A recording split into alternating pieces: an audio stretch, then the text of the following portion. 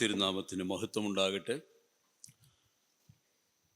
എല്ലാ ബുദ്ധിയെയും കവിയുന്ന ദൈവസമാധാനത്താൽ നിറഞ്ഞവരായി ദൈവസന്നിധിയിൽ അണയുവാൻ ഈ വൈകിയ സമയത്തും നമ്മുടെ കർത്താവ് നമ്മെ സഹായിച്ചല്ലോ, അതോർത്ത് ഞാൻ ദൈവത്തെ സ്തുതിക്കുകയാണ്. ഇത്രയും പേർക്ക് ഈ നിലയിൽ ദൈവസന്നിധിയിൽ കർത്താവിനെ പഠിക്കുവാൻ തക്കവണ്ണം, ദൈവഭക്തിയെക്കുറിച്ചുള്ള ചിന്തകൾ പങ്കിടുവാൻ തക്കവണ്ണം ദൈവം നമുക്കൊരുക്കിയ അവസരങ്ങൾക്കായി ദൈവത്തെ ഞാൻ സ്തുതിക്കുന്നു. അന്ത്യകാല സഭയും ഭക്തിയും എന്നുള്ള വിഷയമാണ് നാം ഇപ്പോൾ ചിന്തിച്ചു കൊണ്ടിരിക്കുന്നത്. ഏതാണ്ട് അതിൻ്റെ അന്ത്യത്തിലേക്ക് നാം എത്തി എന്ന് പറഞ്ഞാൽ സഭ ഇന്നത്തെ ഈ യോഗത്തോടെ എൻ്റെ അന്ത്യകാലമാകുന്നു എന്ന് ഞാൻ ചിന്തിക്കുകയാണ്. ഇത് കഴിഞ്ഞ് ഞാൻ നിങ്ങളിൽ നിന്ന് വേർപെട്ടു പോകും. പിന്നെ ദൈവം അനുവദിച്ചാൽ മറ്റൊരവസരത്തിൽ കാണുവാൻ കഴിയും. അതുകൊണ്ട് നാം ചിന്തിച്ചു വന്ന വിഷയം, ഒന്ന്, ഭക്തിയുടെ ആവശ്യകത, ദ ഡിയർനെസ് ഓഫ് ഗോഡ്ലിനെസ് എന്ന വാക്ക് ചിന്തിച്ചു. രണ്ടാമത്, ഭക്തിയുടെ നിർവചനം, ഡെഫിനിഷൻ ഓഫ് ഗോഡ്ലിനെസ്.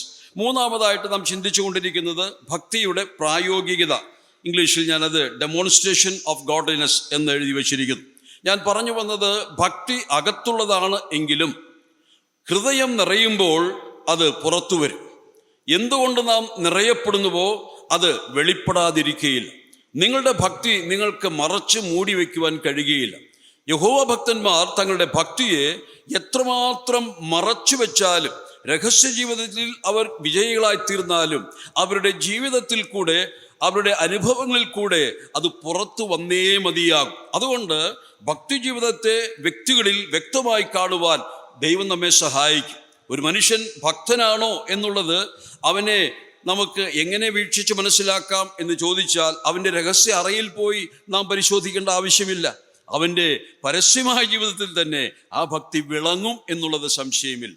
അതുകൊണ്ട് ഇന്ന് ആ നിലയിലുള്ള ദൈവഭക്തിയുടെ പ്രദർശനമാണ് നമ്മിൽ നിന്ന് ദൈവം ആഗ്രഹിക്കുന്നത്. നിങ്ങളുടെ ഭക്തി തെളിയിക്കുക. നിങ്ങൾ ഭക്തരാണെന്നുള്ളത് നിങ്ങളത് വെളിപ്പെടുത്തിയേ മതിയാകൂ എന്നാണ് ദൈവം ഇന്ന് ആഗ്രഹിക്കുന്നത്. ഞാൻ ഈ വിഷയത്തിൽ ആസ്പദമാക്കുവാൻ ആഗ്രഹിക്കുമ്പോൾ തന്നെ എൻ്റെ മനസ്സിൽ വന്ന 2 ലേഖനങ്ങളാണ് ഇന്ന് നിങ്ങളോട് പങ്കുവയ്ക്കുവാൻ ആഗ്രഹിക്കുന്നത്. വാസ്തവത്തിൽ തിമോത്തിയോസിന് എഴുതിയ 2ാം ലേഖനത്തിൻ്റെ അടിസ്ഥാനത്തിലുള്ള ഒരു പ്രഭാഷണമായിരുന്നു എൻ്റെ മനസ്സിൽ ഉണ്ടായിരുന്നത്. എന്നാൽ ഭാരവാഹികൾ എന്നോട് പറഞ്ഞപ്പോൾ ആ വിഷയം അതിൻ്റെ തലക്കെട്ടൊന്ന് മാറ്റണം എന്ന് പറഞ്ഞപ്പോഴാണ് ഞാൻ ഈ തലക്കെട്ടിലേക്ക് എന്നെ വിധേയപ്പെടുത്തിയത്. ആദ്യം ചിന്തിച്ചത് അന്ത്യകാല ഭക്തന്മാരോടുള്ള ദൈവത്തിൻ്റെ ആഗ്രഹങ്ങൾ എന്ന ആശയത്തിലായിരുന്നു. അത് 2 തിമോത്തിയോസിൻ്റെ ലേഖനത്തെ ആസ്പദമാക്കിയുള്ള ഒരു ചിന്താ വിഷയമായിരുന്നു. എന്നാൽ ഈ തലക്കെട്ടിനോട് ചേർന്ന് നിന്നുകൊണ്ട് ഇപ്പോൾ ആ 2 ലേഖനങ്ങളിൽ കൂടെ കടന്നു പോകുവാൻ ഞാൻ ആഗ്രഹിക്കുകയാണ്. 1 തിമോത്തിയോസും 2 തിമോത്തിയോസും. ഈ 2 ലേഖനവും തമ്മിലുള്ള ഇടവേള ഏതാണ്ട് 4-5 വർഷങ്ങൾ മാത്രമാണ്. തൻ്റെ പുത്രനായ തിമോത്തിയോസിന് പൗലോസ് 2 ലേഖനങ്ങൾ എഴുതി. 1ാമത്തെ ലേഖനം നമുക്കറിയാം, അത് തുടങ്ങുന്നത് തന്നെ അദ്ദേഹം പറയുകയാണ്, വിശ്വാസത്തിൽ നിജപുത്രനായ തിമോത്തിയോസിനോട് എന്ന് പറഞ്ഞ് ആരംഭിക്കുന്നു. 2ാം ലേഖനം എഴുതുമ്പോൾ അവിടെ പ്രിയ മകനായ തിമോത്തിയോസിന് എന്ന് പറയുന്നു. ഈ 2 വ്യത്യാസങ്ങൾ ശ്രദ്ധിക്കുക. നാളുകൾക്ക് മുമ്പ്, ചില വർഷങ്ങൾക്ക് മുമ്പ് തൻ്റെ പുത്രൻ എഴുതുമ്പോൾ അദ്ദേഹം വിളിക്കുകയാണ്, നീ എൻ്റെ നിജപുത്രനാണ്, you are my true son. ആ വാക്കിൻ്റെ ആശയം, indeed you are my son. അതിൻ്റെ ആശയം,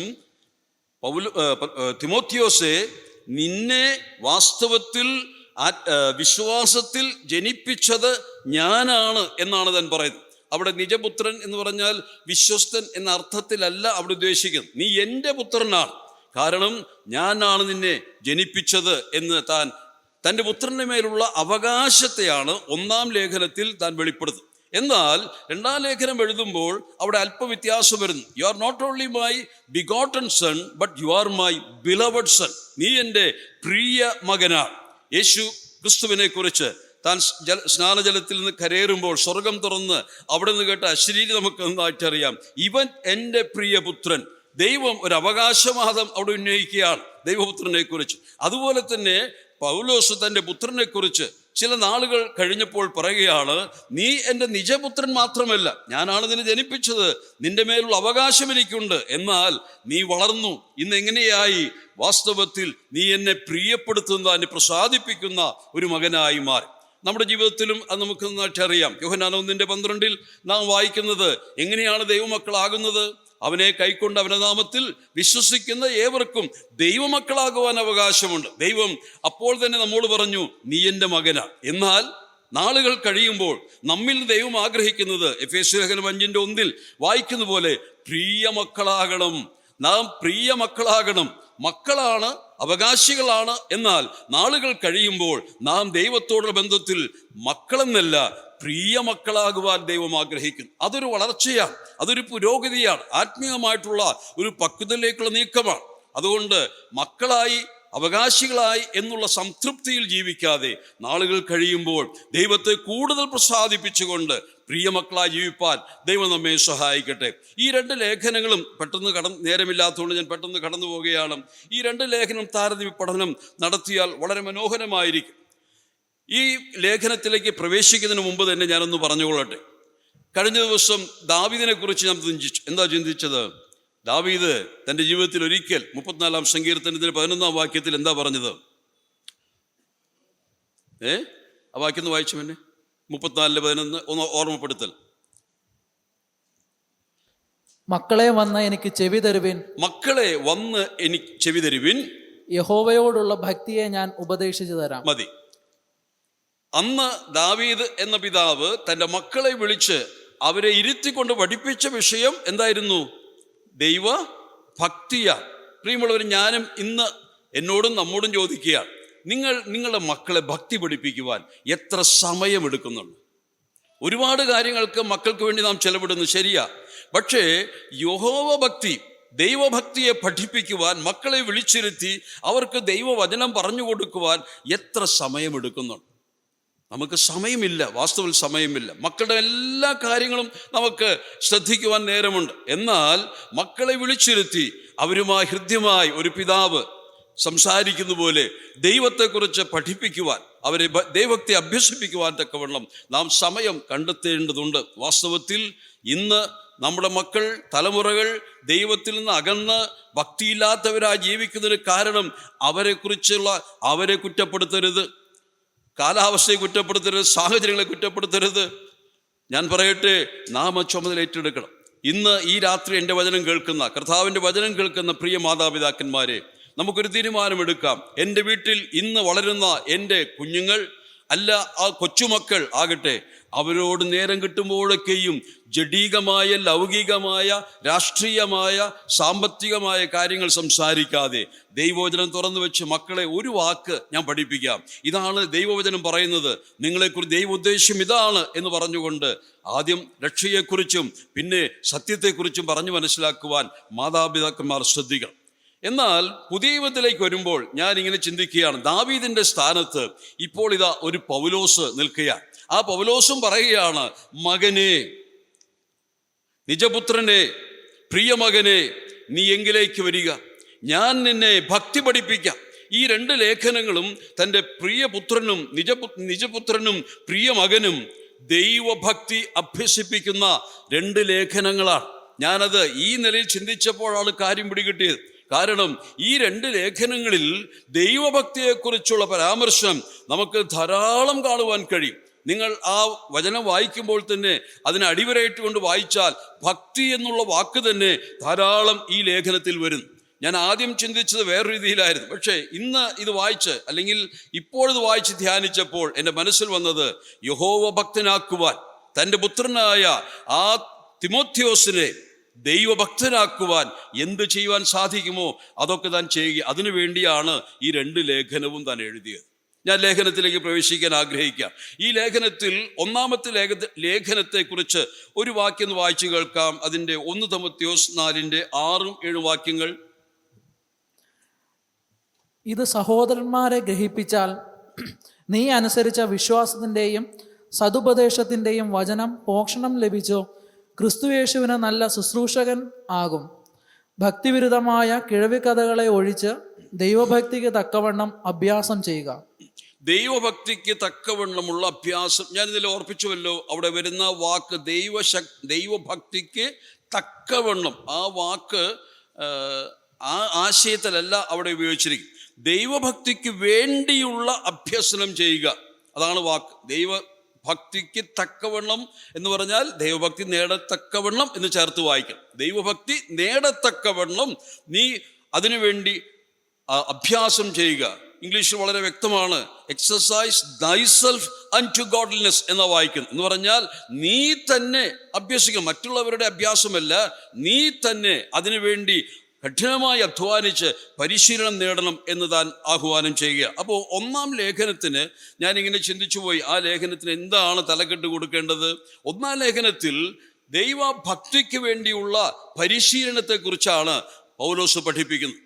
ഒരുവൻ എങ്ങനെ ദൈവഭക്തനായി മാറുവാൻ കഴിയും എന്നുള്ള ഒരു പഠനമാണ് 1-ാം ലേഖനത്തിൽ. അതിൻ്റെ തലക്കെട്ട് കോഴ്സ് ഫോർ ഗോഡ്ലിനെസ് എന്ന് പറഞ്ഞാൽ ഒരു പരിശീലനം, ഭക്തിക്ക് വേണ്ടിയുള്ള പരിശീലന കളരിയോ കേന്ദ്രമോ എന്ന് നമുക്ക് വെക്കാം.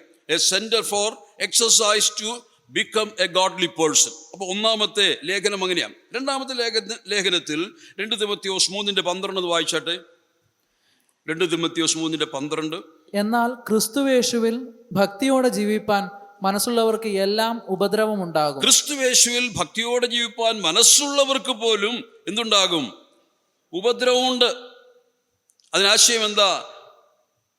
ഭക്തി പഠിച്ചു കഴിഞ്ഞാൽ ഭക്തിയെ നാം വെളിപ്പെടുത്തുവാൻ തുടങ്ങുമ്പോൾ, when you start demonstrating what you have already learn, ഭക്തിയെക്കുറിച്ച് നാം പഠിച്ചെടുത്തു. 1-ാം ലേഖനത്തിൽ ഭക്തി പഠിക്കുക. എന്നാൽ ആ ഭക്തി പ്രദർശിപ്പിക്കുവാനായി തുടങ്ങുമ്പോൾ മകനെ ഓർക്കുക, ഒരുപാട് കഷ്ടതകൾ അത് നിമിത്തം നിനക്കുണ്ടാകും. നീ ഉപദ്രവം സഹിക്കേണ്ടി വരും, കഷ്ടത അനുഭവിക്കേണ്ടി വരും. അതുകൊണ്ട് ആ നിലയിൽ അവനെ പരിശീലിപ്പിക്കുക. ഇങ്ങനെ കഷ്ടത വരുമ്പോൾ ആ കഷ്ടത, ഉപദ്രവത്തിന്റെ മധ്യത്തിൽ എങ്ങനെ നിലനിൽക്കണം, ഭക്തൻ ഈ ലോകത്തിൽ എങ്ങനെ ആയിരിക്കണം എന്ന് പഠിപ്പിക്കുകയാണ്. അതുകൊണ്ട് ഞാൻ അതിന് കൊടുത്ത തലക്കെട്ട് കോസ്റ്റ് ഓഫ് ഗോഡ്ലിനെസ്. ഒന്ന് കോഴ്സ് ഫോർ ഗോഡ്ലിനെസ്, അതായത് ഭക്തി അഭ്യസിക്കുവാനുള്ള പരിശീലനം. എന്നാൽ 2-ാമത്തെ ലേഖനത്തിന് എങ്ങനെ കൊടുക്കാം? ഈ ഭക്തിക്ക് വേണ്ടിയുള്ള വില, അതിനുവേണ്ടി ഭക്തിയോടെ ജീവിപ്പാൻ കൊടുക്കേണ്ടുന്ന വില എന്ത്? അതാണ് പ്രിയ മകനെ അവിടുന്ന് ആ പൗലോസ് ഓർപ്പിക്കുന്നത്. ഈ 1-ാം ലേഖനത്തിലെ പ്രത്യേകതകൾ ഞാനൊന്ന് പറഞ്ഞു പോകാം. 1-ാം ലേഖനത്തിൽ പൗലോസ് അപ്പോസ്തലൻ തൻ്റെ മനസ്സിലുള്ള ആജ്ഞകൾ, തൻ്റെ പുത്രന് നൽകേണ്ടുന്ന ആജ്ഞകളെയാണ് അധികമായി പറയുന്നത്. അപ്പോൾ 1-ാം ലേഖനത്തിൽ ആജ്ഞകളെ കാണുവാൻ കഴിയും. അവിടെ ഏതാണ്ട് 7 ആജ്ഞകൾ, ഞാനൊന്ന് ഓടിച്ചു വായിപ്പിക്കാം. 7 ആജ്ഞകൾ കാണപ്പെടുന്നു. 2-ാം ലേഖനത്തിൽ അവിടെ ആജ്ഞകൾ ഒഴിവാക്കിക്കൊണ്ട് തൻ്റെ പുത്രനെ കുറിച്ചുള്ള ഒരു ഭക്തപിതാവിൻ്റെ ഹൃദയവാഞ്ചകൾ, അഭിലാഷങ്ങൾ, ആഗ്രഹങ്ങളാണ് അവിടെ താൻ രേഖപ്പെടുത്തുന്നത്. അപ്പോൾ ഇങ്ങനെ ചിന്തിക്കാം. 1, ആജ്ഞകൾ, കൽപ്പനകളാണ് കൊടുക്കുന്നത്. ആ കൽപ്പനകളിൽ തനിക്ക് നേരിട്ടുള്ള കൽപ്പനകളുമുണ്ട്, മറ്റുള്ളവരെ അറിയിക്കേണ്ടുന്ന ആജ്ഞകളും അതിലുണ്ട് 1-ാം ലേഖനത്തിൽ. അപ്പോൾ അത് ആജ്ഞകളുടെ ലേഖനമാണ്. 2-ാമത്തെ ലേഖനത്തിൽ ഹൃദയത്തിലെ അഭിലാഷങ്ങളാണ്. ഒരു പിതാവിൻ്റെ അന്ത്യകാല അഭിലാഷങ്ങൾ തൻ്റെ പുത്രനെ അറിയിക്കുക. ആ അഭിലാഷങ്ങൾ എന്തെന്ന് നമുക്ക് വായിക്കുവാൻ കഴിയും. ഞാൻ പറയട്ടെ, ഈ കൽപ്പനയും അഭിലാഷങ്ങളും നാം ഓർത്തല്ലോ. ഭക്തി എന്നാൽ എന്ത് എന്ന് ചിന്തിച്ചു. എന്താ യഥാർത്ഥ ഭക്തി? അത് എന്തിൻ്റെ സമ്മിശ്രമാണ്? ദൈവത്തോടുള്ള സ്നേഹവും ബഹുമാനവും. ദൈവത്തെ നാം അനുസരിക്കുന്നു, ദൈവം യജമാനനാണ്. ദൈവത്തെ നാം അനുസരിക്കുന്നു, എന്തുകൊണ്ടാ? ദൈവം നമ്മുടെ പിതാവ് കൂടെയാണ്. അപ്പോൾ ദൈവസ്നേഹവും അതുപോലെ ദൈവത്തിൻ്റെ അധികാരവുമാണ് ദൈവകൽപ്പനകളെ അനുസരിക്കുവാൻ നമ്മെ പ്രേരിപ്പിക്കേണ്ടത്. അതുതന്നെയാണ് ഭക്തി. സ്നേഹവും ബഹുമാനവും ഒന്നു ചേരുമ്പോൾ അത് ഭക്തിയാകുന്നു. അതുപോലെ തന്നെ ഇവിടെ പുത്രൻ, അല്ലെങ്കിൽ പുത്രനോട് പിതാവ് പറയുകയാണ്, നീ ചില കൽപ്പനകൾ അനുസരിക്കണം. അവിടെ ദൈവം ഒരു യജമാനനെ പോലെ കൽപ്പിക്കുന്നതിന് പ്രതീതിയായിട്ടാണ് 1-ാം ലേഖനം.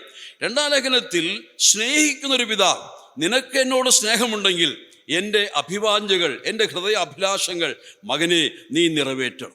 അപ്പോൾ ഭക്തിയുടെ 2 വശങ്ങളാണ് കണ്ടത്. ഒന്ന് ദൈവത്തോടുള്ള ബഹുമാന നിമിത്തമുള്ള അനുസരണം, മറ്റൊന്ന് ദൈവത്തോട് സ്നേഹം നിമിത്തമുള്ള അനുസരണം. ഇത് രണ്ടും ഈ ലേഖനങ്ങളിൽ കൂടെ പൗലോസ് വെളിപ്പെടുത്തുകയാണ്. നമുക്ക് ചില വാക്യങ്ങൾ, എന്താണ് ഈ പുത്രനോട് ഈ പിതാവ് ആജ്ഞാപിക്കുന്നത്, പെട്ടെന്ന് ചില വാക്യങ്ങൾ, അങ്ങനെ ആജ്ഞകൾ, കൽപ്പനകൾ എന്നുള്ള വാക്കുകൾ മാത്രം ഞാൻ ഓർപ്പിക്കാം. 1-ാം അധ്യായത്തിൻ്റെ 3-ാം വാക്യം ഒന്ന് വായിച്ചാട്ടെ. അന്യത ഉപദേശിക്കരുതെന്നും വിശ്വാസം എന്ന ദൈവവ്യവസ്ഥയ്ക്കല്ല, തർക്കങ്ങൾക്ക് മാത്രം ഉതകുന്ന കെട്ടുകഥകളെയും അന്തമില്ലാത്ത ക്ഷമിക്കണം, ഒന്നിന്റെ ഒന്ന് മാത്രം, ഒന്നിന്റെ ഒന്ന്. നമ്മുടെ രക്ഷിതാവായ ദൈവത്തിൻ്റെയും നമ്മുടെ പ്രത്യാശയായ ക്രിസ്തുവേശുവിൻ്റെയും കൽപ്പന പ്രകാരം ക്രിസ്തുവേശുവിൻ്റെ അപ്പോസ്തലനായ പൗലോസ്. നമ്മുടെ കർത്താവായ യേശു ക്രിസ്തുവിന്റെ കൽപ്പന പ്രകാരം അപ്പോസ്തലനായ പൗലോസ്. ആദ്യം തന്നെ കൽപ്പന പുറപ്പെടുവിക്കുന്നതിന് മുമ്പ് തന്നെ കൽപ്പന അനുസരിച്ച ഒരു അപ്പോസ്തലനെ കുറിച്ച് പൗലോസ് തന്നെ സ്വയം പരിചയപ്പെടുത്തുകയാണ്.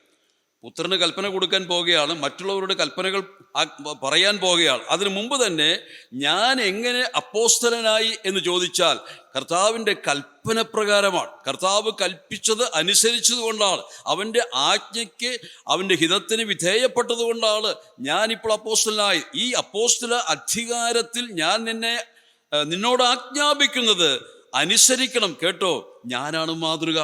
ദൈവം എന്നോട് കൽപ്പിച്ച കൽപ്പനകളെ ഞാൻ അനുസരിക്കുന്നവനാണ്. അതുകൊണ്ട് പുത്രനോട് പറയുകയാണ്, നീയും ഞാൻ നിനക്ക് നൽകുന്ന കൽപ്പനകൾ, ആജ്ഞകളെ നീ അനുസരിക്കണം. എന്താണ് ചില വാക്കുകൾ? അപ്പൊ ഒന്നാമത് വായിച്ച ഒന്നിന്റെ ഒന്നാണ്. ഇനി 1:3 മുതൽ 5 വാക്യങ്ങൾ.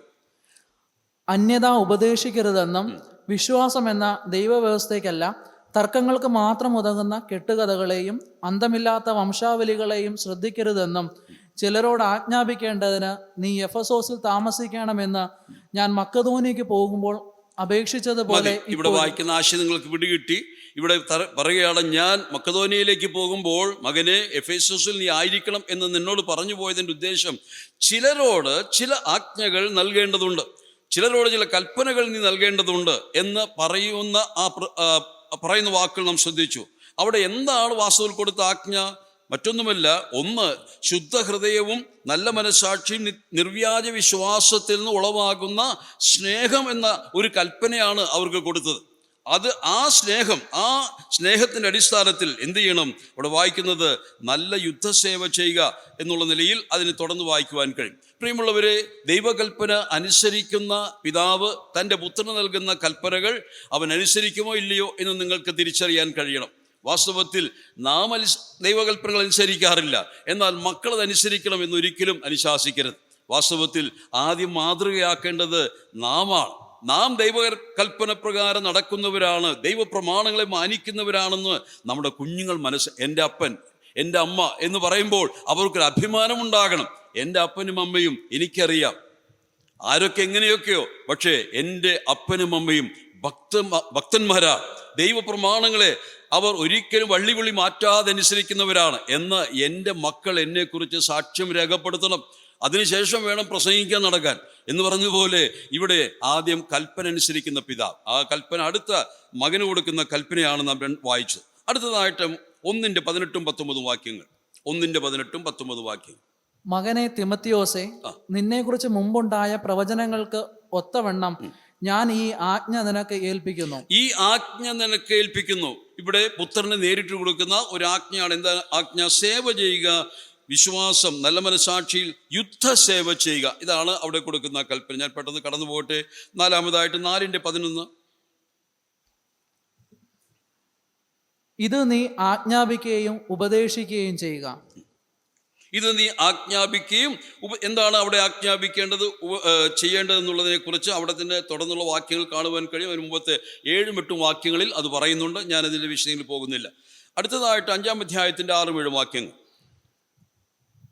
കാമുകിയായവളോ ജീവിച്ചിരിക്കയിൽ തന്നെ ചത്തവൾ, അവർ നിരപവാദ്യമായിരിക്കേണ്ടതിന് നീ ഇത് ആജ്ഞാപിക്ക.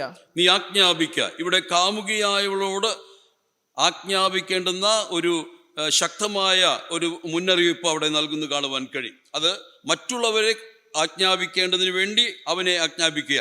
6:11 മുതൽ 13 വരെ. നീയോ ദൈവത്തിന്റെ മനുഷ്യനായുള്ളവേ, അത് വിട്ടോടി നീതി, ഭക്തി, വിശ്വാസം, സ്നേഹം, ക്ഷമ, സൗമ്യത എന്നിവയെ പിന്തുടരുക. 13 വായിക്കുക.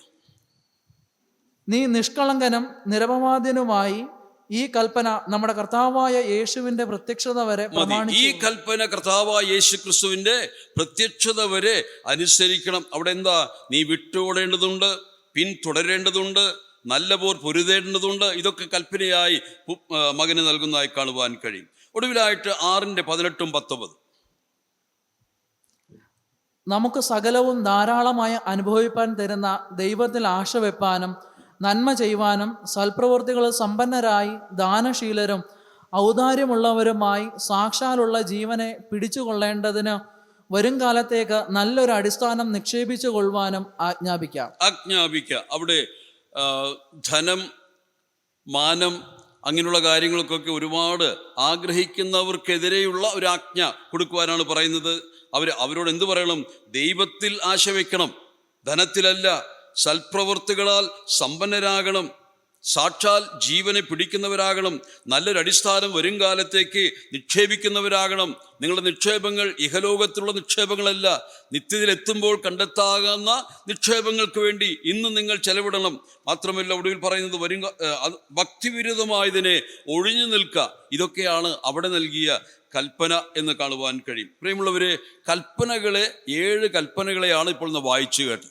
അപ്പോൾ 1-ാം ലേഖനത്തിൽ അപ്പോസ്തലനായ പൗലോസ് തൻ്റെ പുത്രനെ ആജ്ഞാപിക്കുകയാണ്. എന്തിനു വേണ്ടിയാണ് കൽപ്പനകൾ? ഭക്തിയുള്ള ഒരു ജീവിതം നേടിയെടുക്കാൻ. കൽപ്പനകൾ നൽകുന്നത് എന്തിനു വേണ്ടിയാ?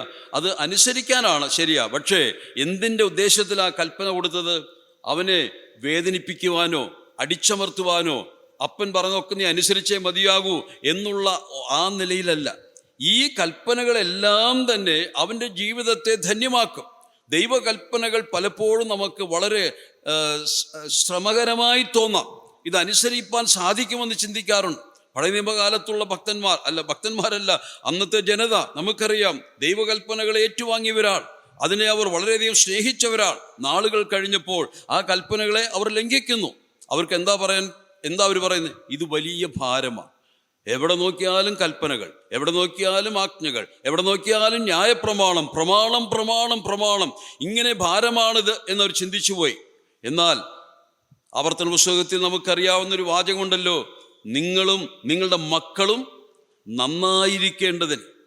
വളരെ മനോഹരമായ പദപ്രയോഗം ഞാൻ വായിച്ചു നോക്കിയത് ഏതാണ്ട് 9 തവണ ആ വാക്ക് വരുന്നുണ്ട്.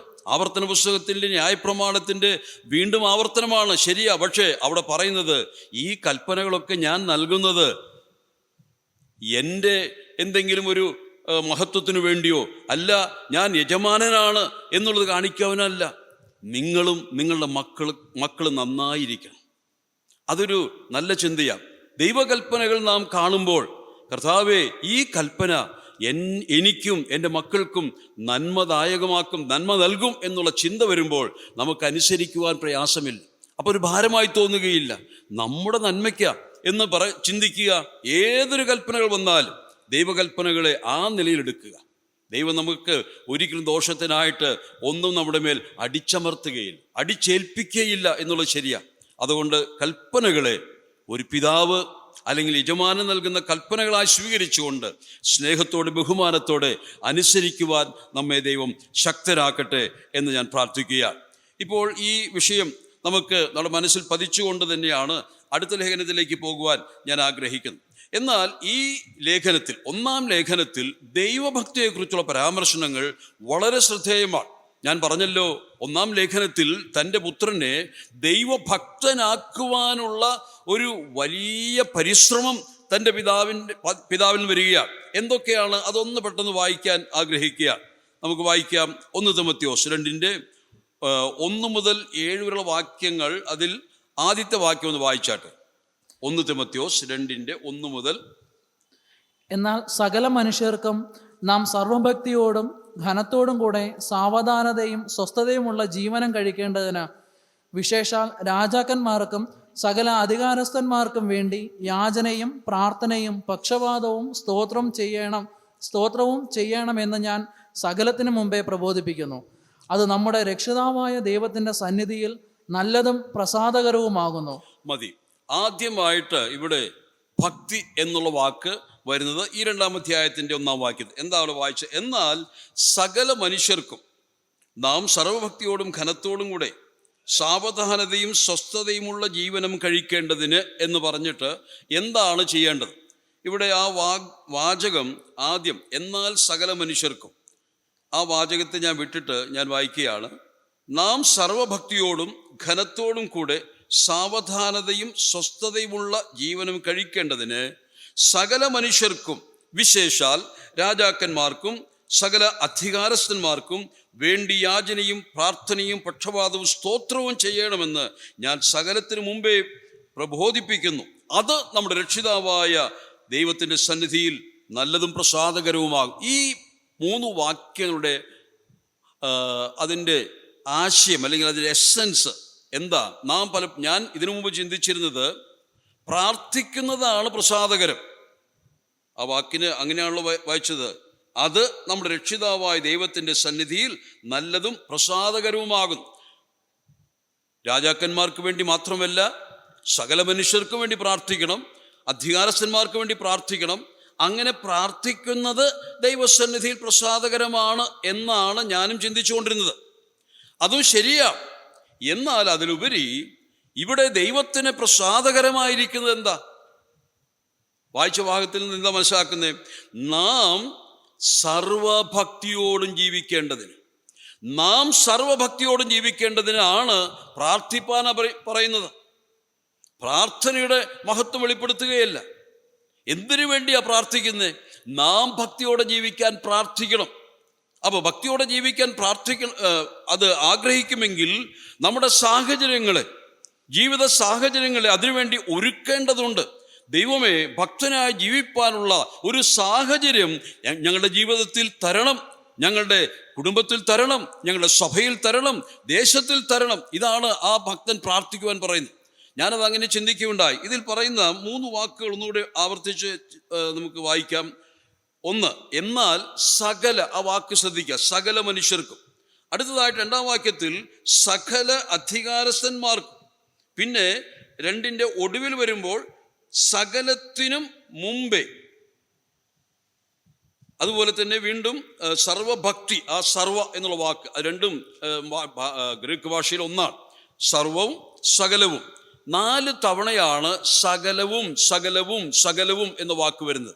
ഞാനത് ആലോചിച്ച് നോക്കി, എന്തുകൊണ്ടാണ് ഈ വാക്കുകൾ ഉദ്ധരിച്ചിരിക്കുന്നത്? ഞാൻ പറയട്ടെ, സർവഭക്തിയോടും കൂടെ ജീവിക്കേണ്ടതിന് നാം എന്ത് ചെയ്യണം?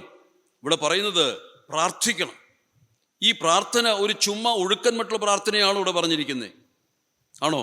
ദൈവഭക്തിക്ക് വേണ്ടി നിങ്ങൾ പ്രാർത്ഥിക്കുമ്പോൾ വളരെ കരുതലോടെ പ്രാർത്ഥിക്കണം. മറ്റുള്ള ദൈനംദിന ജീവിതത്തിൻ്റെ ആവശ്യങ്ങൾക്കായി, മക്കളുടെ ആവശ്യങ്ങൾക്കായി, ഇഹലോകത്തിൻ്റെ ആവശ്യങ്ങൾക്കായി നിങ്ങൾ പ്രാർത്ഥിക്കുന്നതിലേറെ വളരെ കരുതലോടെ നിങ്ങൾ പ്രാർത്ഥിക്കണം. എന്തിനു വേണ്ടി? ഭക്തിക്ക് വേണ്ടി. സർവഭക്തിയും നമുക്ക് നേടിയെടുക്കണമെങ്കിൽ എന്താ പ്രാർത്ഥനയുടെ 4 കാര്യങ്ങൾ അവിടെ എടുത്തു പറയുന്നുണ്ട്. 1, പ്രാർത്ഥിക്കുമ്പോൾ യാചന ഉണ്ടായിരിക്കണം. 2, പ്രാർത്ഥിക്കുമ്പോൾ അതിൽ തന്നെ പ്രാർത്ഥനയുണ്ട്. 3, പക്ഷപാതമുണ്ട്.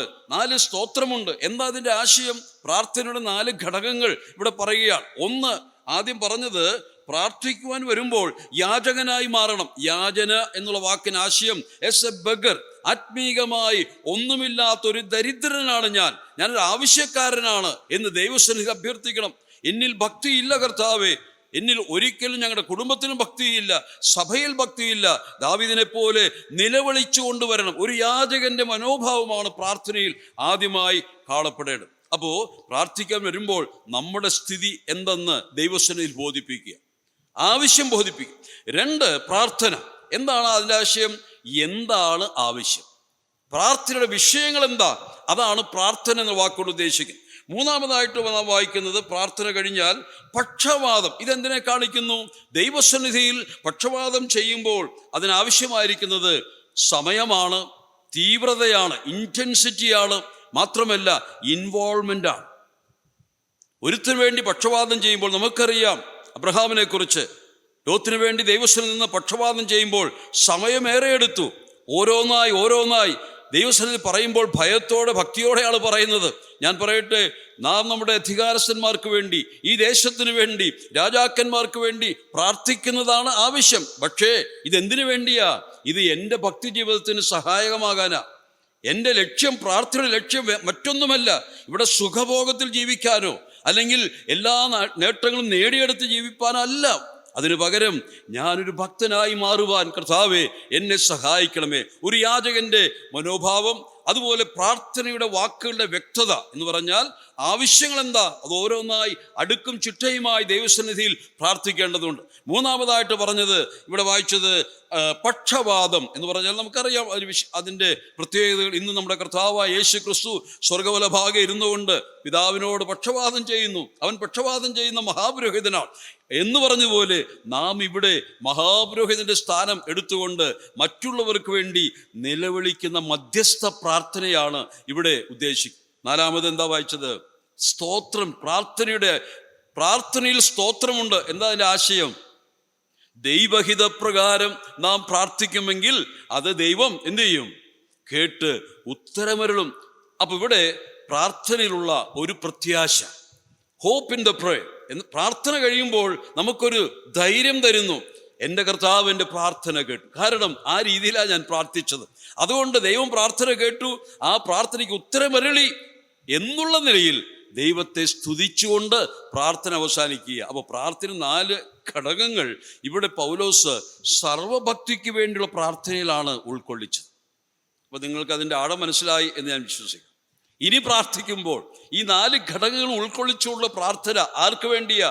നാം പ്രാർത്ഥിക്കുന്നത് അധികാരസ്ഥന്മാർക്കും രാജാക്കന്മാർക്കും മനുഷ്യർക്കും വേണ്ടിയാണ്, ശരിയാ. പക്ഷെ അതിലുപരിയായിട്ട് ഇവരിൽ കൂടെ എനിക്ക് ഭക്തനായി ജീവിക്കുവാനുള്ള സാഹചര്യങ്ങൾ ലഭ്യമാകണം കർത്താവേ. ഇന്ത്യ മഹാദേശത്തിൽ ജീവിക്കുന്ന ഞാൻ, എന്നെ ഭരിക്കുന്നവർ ഭക്തജീവിതത്തിൽ അടച്ചു നിൽക്കുമെങ്കിൽ കർത്താവെ അവിടുന്ന് പ്രവർത്തിക്കണമേ. ഇതിൻ്റെ മധ്യേ, മ്ലേച്ഛതകളുടെ മധ്യേ, വിഗ്രഹാരാധന മധ്യേ എനിക്ക് ഭക്തനായി ജീവിക്കണം. ഈ ആഗ്രഹം വെച്ചുകൊണ്ട് പ്രാർത്ഥിക്കും. പൗലോസ് തൻ്റെ പുത്രനോട് പറയുകയാണ്, മകനെ നീയും പ്രാർത്ഥിക്കണം. നിന്റെ പ്രാർത്ഥനയുടെ ആഗ്രഹവും ആവശ്യമെന്തെന്ന് നീ മനസ്സിലാക്കണം. അന്ത്യനാളുകൾ വരുന്നു, ദുർഘട സമയങ്ങൾ വരുന്നു. അന്നൊക്കെ എങ്ങനെയായിരിക്കും മക്കൾ? അവർ ഭക്തന്മാരുടെ വേഷധാരികളായിരിക്കും. അവർ ഒരിക്കലും തങ്ങളുടെ സ്വന്തം രൂപത്തിൽ വെളിപ്പെടാറില്ല. സാത്താൻ്റെ അതേ മനോഭാവം തന്നെയാണ്. നമുക്കറിയാം, പിശാച് ഒരിക്കലും തൻ്റെ സ്വന്തം വേഷത്തിൽ വരികയില്ല. പ്രച്ഛന്ന വേഷനായിട്ടാണ് ഈ സാത്താൻ എപ്പോഴും വരിക. അപ്പോൾ ഭക്തിയുടെ വേഷം ധരിക്കുന്ന ഒരു കാലം വരും. ഭക്തിയില്ല, പക്ഷെ ഭക്തിയുടെ വേഷം ധരിക്കുന്ന ഒരു കാലം വരാൻ പോകുകയാണ്. എന്നാൽ ആ കാലഘട്ടത്തിൽ നീ എത്തുമ്പോൾ ഒരുങ്ങിയിരിക്കുക. അവിടെ ഭക്തിയുടെ വേഷമല്ല, ഭക്തനായി ജീവിപ്പാൻ നീ പ്രാർത്ഥിക്കുക. നമുക്ക് ഈ കാര്യം ഏറ്റെടുക്കാം. ഒന്നാമതായിട്ട് ഭക്തജീവിതത്തിന് വേണ്ടി നാം പ്രാർത്ഥനാ നിരതരാകുക. നമ്മുടെ സഭകളിൽ പ്രാർത്ഥിക്കുമ്പോൾ, എവിടെ പ്രാർത്ഥിച്ചാലും നമ്മുടെ ആദ്യത്തെ ആവശ്യം ദൈവത്തോട് അറിയിക്കേണ്ടത്, യഹോവേ രക്ഷിക്കണമേ, യഹോവേ രക്ഷിക്കണമേ. ഭക്തന്മാർ ഇല്ലാതെയാകുന്നു, നീതിമാന്മാർ നശിച്ചുകൊണ്ടിരിക്കുന്നു. അയ്യോ, ഞങ്ങളുടെ ജീവിതത്തിൽ, ഞങ്ങളുടെ സഭകളിൽ, ഞങ്ങളുടെ കുടുംബങ്ങളിൽ ഭക്തിയുള്ളവരെ തരണമേ. ഒന്നാമത് എന്നെ അവിടുന്ന് ഭക്തനാക്കണമേ. ഇതാണ് ആദ്യത്തെ പ്രാർത്ഥന. രണ്ടാമതായിട്ട് താൻ പറയുന്ന കാര്യം 1 തിമോത്തിയോസ് 2:10 വരാം. പിന്നെ തലമുടി, പൊന്ന്, മുത്ത്, വിലയേറിയ വസ്ത്രം എന്നിവ കൊണ്ടല്ല, ദൈവഭക്തിയെ സ്വീകരിക്കുന്ന സ്ത്രീകൾക്ക് ഉചിതമാകും വണ്ണം സൽപ്രവൃത്തികളെ കൊണ്ടത്രേ അലങ്കരിക്കേണ്ടത്. മതി. ദൈവഭക്തിയെ സ്വീകരിക്കുന്ന സ്ത്രീകൾ എന്ന് വായിക്കും. ദൈവഭക്തിയെ സ്വീകരിക്കുന്ന സ്ത്രീകൾ. ആ പദപ്രയോഗം വളരെ മനോഹരമായി എനിക്ക് തോന്നി. ദൈവഭക്തിയെ സ്വീകരിക്കുന്ന സ്ത്രീകൾ. ഇന്നും ദൈവസഭയിൽ അതുണ്ട് എന്ന് ഞാൻ പൂർണ്ണമായി വിശ്വസിക്കുന്നു. അപ്പോൾ ഇവിടെ പറയുന്ന വാക്ക്, ദൈവഭക്തിയെ സ്വീകരിക്കുന്ന സ്ത്രീകൾ അവർ എങ്ങനെയുള്ളവരായിരിക്കും, അവരുടെ വേഷഭൂഷാദികൾ എങ്ങനെയായിരിക്കും എന്ന് വളരെ വ്യക്തമായി. ഭക്തിയുടെ വേഷം അല്ലെങ്കിൽ ഭക്തി, ഉള്ളിലുള്ള ഭക്തി, ആ യഥാർത്ഥ ഭക്തി ഏത് നിലയിലാണ് പുറത്തോട്ട് വരിക, അത് സ്ത്രീകളെ ശ്രദ്ധിച്ചാൽ മതി. ഒരു സ്ത്രീ അവൾ ദൈവഭക്തിയെ സ്വീകരിക്കുന്നവളാണോ അല്ലയോ എന്ന് തിരിച്ചറിയുവാൻ അവിടെ പറഞ്ഞിരിക്കുന്നത് എന്തുവാ? സുബോധത്തോടുകൂടെ. 9-ാം വാക്യത്തിൽ ഇങ്ങനെ വായിക്കുന്നു. 8-ാം വാക്യത്തിൽ, ആകയാൽ പുരുഷന്മാർ എല്ലായിടത്തും കോപവും വാഗ്വാദവും വിട്ടകന്ന് വിശുദ്ധ കൈകൾ ഉയർത്തി പ്രാർത്ഥിക്കണം എന്ന് ഞാൻ ആഗ്രഹിക്കുന്നു. അവിടെ പ്രാർത്ഥനയെക്കുറിച്ച്, പബ്ലിക് പ്രേയറിനെ കുറിച്ച് പറഞ്ഞിട്ട് അങ്ങനെ തന്നെ 9-ൽ അവണ്ണം എന്ന വാക്ക് ആരംഭിക്കുകയാണ്. അപ്പൊ യവണ്ണം, പുരുഷന്മാർ കരങ്ങൾ ഉയർത്തിക്കൊണ്ട് പരസ്യമായി നിന്ന് പ്രാർത്ഥിക്കുന്ന കൂട്ടരാ. പക്ഷേ അവണ്ണം തന്നെ സ്ത്രീകളും പ്രാർത്ഥിക്കണം. പ്രാർത്ഥനയിൽ അവർക്കൊന്നും കുറവില്ല. പക്ഷേ ആ സ്ത്രീകൾ അവരെങ്ങനെയുള്ളവരായിരിക്കണം? അവണ്ണം സ്ത്രീകളും യോഗ്യമായ വസ്ത്രം ധരിച്ച് ലജ്ജാശീലത്തോടും സുബോധത്തോടും കൂടെ തങ്ങളെ അലങ്കരിക്കണം എന്ന് ഇവിടെ കൽപ്പിക്കുന്നു. അപ്പോൾ തിമോത്തിയോസിന് പറയുന്ന കാര്യമാ, സഭയിലുള്ള സ്ത്രീകളെക്കുറിച്ച് അല്ലെങ്കിൽ ഒരുപക്ഷെ അമ്മമാരെ കുറിച്ചൊക്കെ പറയുന്ന വാക്കുകളാണിത്. നിന്റെ സഭയിലും അല്ലെങ്കിൽ എഫെസോസിലും ഭക്തിയെ സ്വീകരിക്കുന്ന ചില സ്ത്രീരത്നങ്ങളുണ്ട്, നീ അവരെ ശ്രദ്ധിക്കാം. എന്നാൽ അങ്ങനെ അല്ലാത്തവരുമുണ്ട്. അവരോട് പറഞ്ഞു കൊടുക്കേണ്ടത് എന്തുവാ? ഈ ഭക്തിയുടെ ലക്ഷണങ്ങൾ പറഞ്ഞു കൊടുക്കണം. ആദ്യം പ്രാർത്ഥിക്കാൻ പറഞ്ഞു, പുരുഷന്മാർ പ്രാർത്ഥിക്കേണ്ടതാണ്, സ്ത്രീകളും അവളും പ്രാർത്ഥിക്കണം. ഞാൻ ചിന്തിച്ചു പോയി, പുരുഷന്മാർക്ക് വലത് കൈ ഉയർത്തി പ്രാർത്ഥിക്കാൻ പറഞ്ഞിട്ട് സ്ത്രീകളെ കുറിച്ച് പറയുമ്പോൾ പെട്ടെന്ന് അവരുടെ വസ്ത്രധാരണത്തിലേക്ക്, ബാഹ്യമായിട്ടുള്ള അവരുടെ അലങ്കാരങ്ങളിലേക്ക് അപ്പോസ്തലനായ പൗലോസ് ചിന്ത പോയത് എന്താ? എനിക്ക് അറിഞ്ഞു, വാസ്തവത്തിൽ ദൈവാത്മാവോടെ എഴുതി ഈ കാര്യം പറയുമ്പോൾ പെട്ടെന്ന് സ്ത്രീകളെ കുറിച്ച് പറയുമ്പോൾ ഉടനെ തന്നെ അവരുടെ ബാഹ്യമായ വസ്ത്രധാരണത്തെക്കുറിച്ചും പൊന്നണിയതിനെക്കുറിച്ചും ഒക്കെ എന്താ ഇടയ്ക്കിടയ്ക്ക് പറയുന്നത്? നിങ്ങൾക്കത് എന്തെങ്കിലും തോന്നിയിട്ടുണ്ടോ? നിങ്ങൾക്കൊരു കുറ്റബോധമാണോ വരുന്നത് വായിക്കുമ്പോൾ? എന്താ ഈ പൗലോസ് അപ്പോസ്തലൻ എപ്പോൾ നോക്കിയാലും ഈ രീതിയിലാണോ പറയുന്നത്? സ്ത്രീകളെ കണ്ട് അദ്ദേഹത്തിന് ഇഷ്ടമില്ല എന്നൊക്കെ ചിലരൊക്കെ എന്നോടും ചോദിച്ചിട്ടുണ്ട്. അദ്ദേഹം ഒരു സ്ത്രീജന വിരോധിയായിരുന്നോ, അദ്ദേഹത്തിന് കല്യാണം കഴിഞ്ഞിട്ടില്ല എന്നൊക്കെ പറയുന്നവരുണ്ട്. ഞാൻ പറഞ്ഞു വന്നത്, ഇവിടെ ദൈവാത്മാവ് രേഖപ്പെടുത്തിയിരിക്കുന്നത്. അപ്പോൾ എന്തുകൊണ്ടാണ് ഇതെടുത്തു പറയുന്നത്? സ്ത്രീകളെ സംബന്ധിച്ച് അവരുടെ ജീവിതത്തിൽ ഭക്തിയെ ഹനിക്കുന്ന ഒന്നാണ് അവരുടെ വേഷം, പുറമേ കാണിക്കുന്ന വേഷം. പലപ്പോഴും അകമേ ഭക്തി ഉണ്ടെങ്കിൽ പോലും പുറമേ അവർ കാണിക്കുന്ന വേഷഭൂഷാദികൾ, വേഷം അല്ലെങ്കിൽ വസ്ത്രം അണിയുന്നൊക്കെ പലപ്പോഴും ഭക്തി വിരുദ്ധമായിട്ടാണ് എന്ന് പൗലോസിന് തോന്നിപ്പോയി. അതുകൊണ്ടാണ് ഈ കാര്യം എടുത്തു പറയുന്നത്. താൻ സ്ത്രീകളെക്കുറിച്ച് പറയുന്നിടത്തൊക്കെയും അലങ്കരിക്കണമെന്ന് പറയുന്നു. നിങ്ങൾ അലങ്കരിക്കണം, പക്ഷേ എന്തുകൊണ്ടായിരിക്കണം എന്നുള്ളത് പൗലോസ് അവിടെ എടുത്തു പറയും. പത്രോസും അത് പറയുന്നുണ്ട്. ഞാൻ പറഞ്ഞു വന്നത്, ഇവിടെ ഭക്തി ജീവിതത്തിൻ്റെ ബാഹ്യമായ പ്രകടനം സ്ത്രീകൾ വെളിപ്പെടുത്തണം എന്നുള്ളതാണ്. എങ്ങനെയായിരിക്കണം? തുറന്ന് വായിക്കുമ്പോൾ അവരെക്കുറിച്ച് വായിക്കുന്നത്, ഒടുവിൽ വായിക്കുന്നത് 15-ാം വാക്യത്തിൽ, എന്നാൽ വിശ്വാസത്തിലും സ്നേഹത്തിലും വിശുദ്ധീകരണത്തിലും സുബോധത്തോടെ പാർക്കുന്നുവെങ്കിൽ അവൾ മക്കളെ പ്രസവിച്ച് രക്ഷ പ്രാപിക്കും എന്ന് പറഞ്ഞു നിർത്തുകയാണ്. അപ്പോൾ സ്ത്രീകളുടെ ബന്ധത്തിൽ അവരുടെ ഭക്തി ജീവിതം എങ്ങനെയുള്ളതായിരിക്കണം? അമ്മമാരായി മക്കളെ പ്രസവിച്ച് അവരെ ദൈവഭക്തിയുള്ള മക്കളാക്കി വളർത്തിക്കൊണ്ടുവരുന്ന വലിയ ചുമതലയാണ് സ്ത്രീരത്നങ്ങളെ, വിശ്വാസത്തിൽ ഭക്തിയെ സ്വീകരിക്കുന്ന സ്ത്രീകളെ ദൈവം ഉത്ബോധിപ്പിക്കുന്നത്. നിങ്ങളെക്കുറിച്ചുള്ള ദൈവത്തിൻ്റെ ആഗ്രഹം പൗലോസ് പറയുകയാണ്.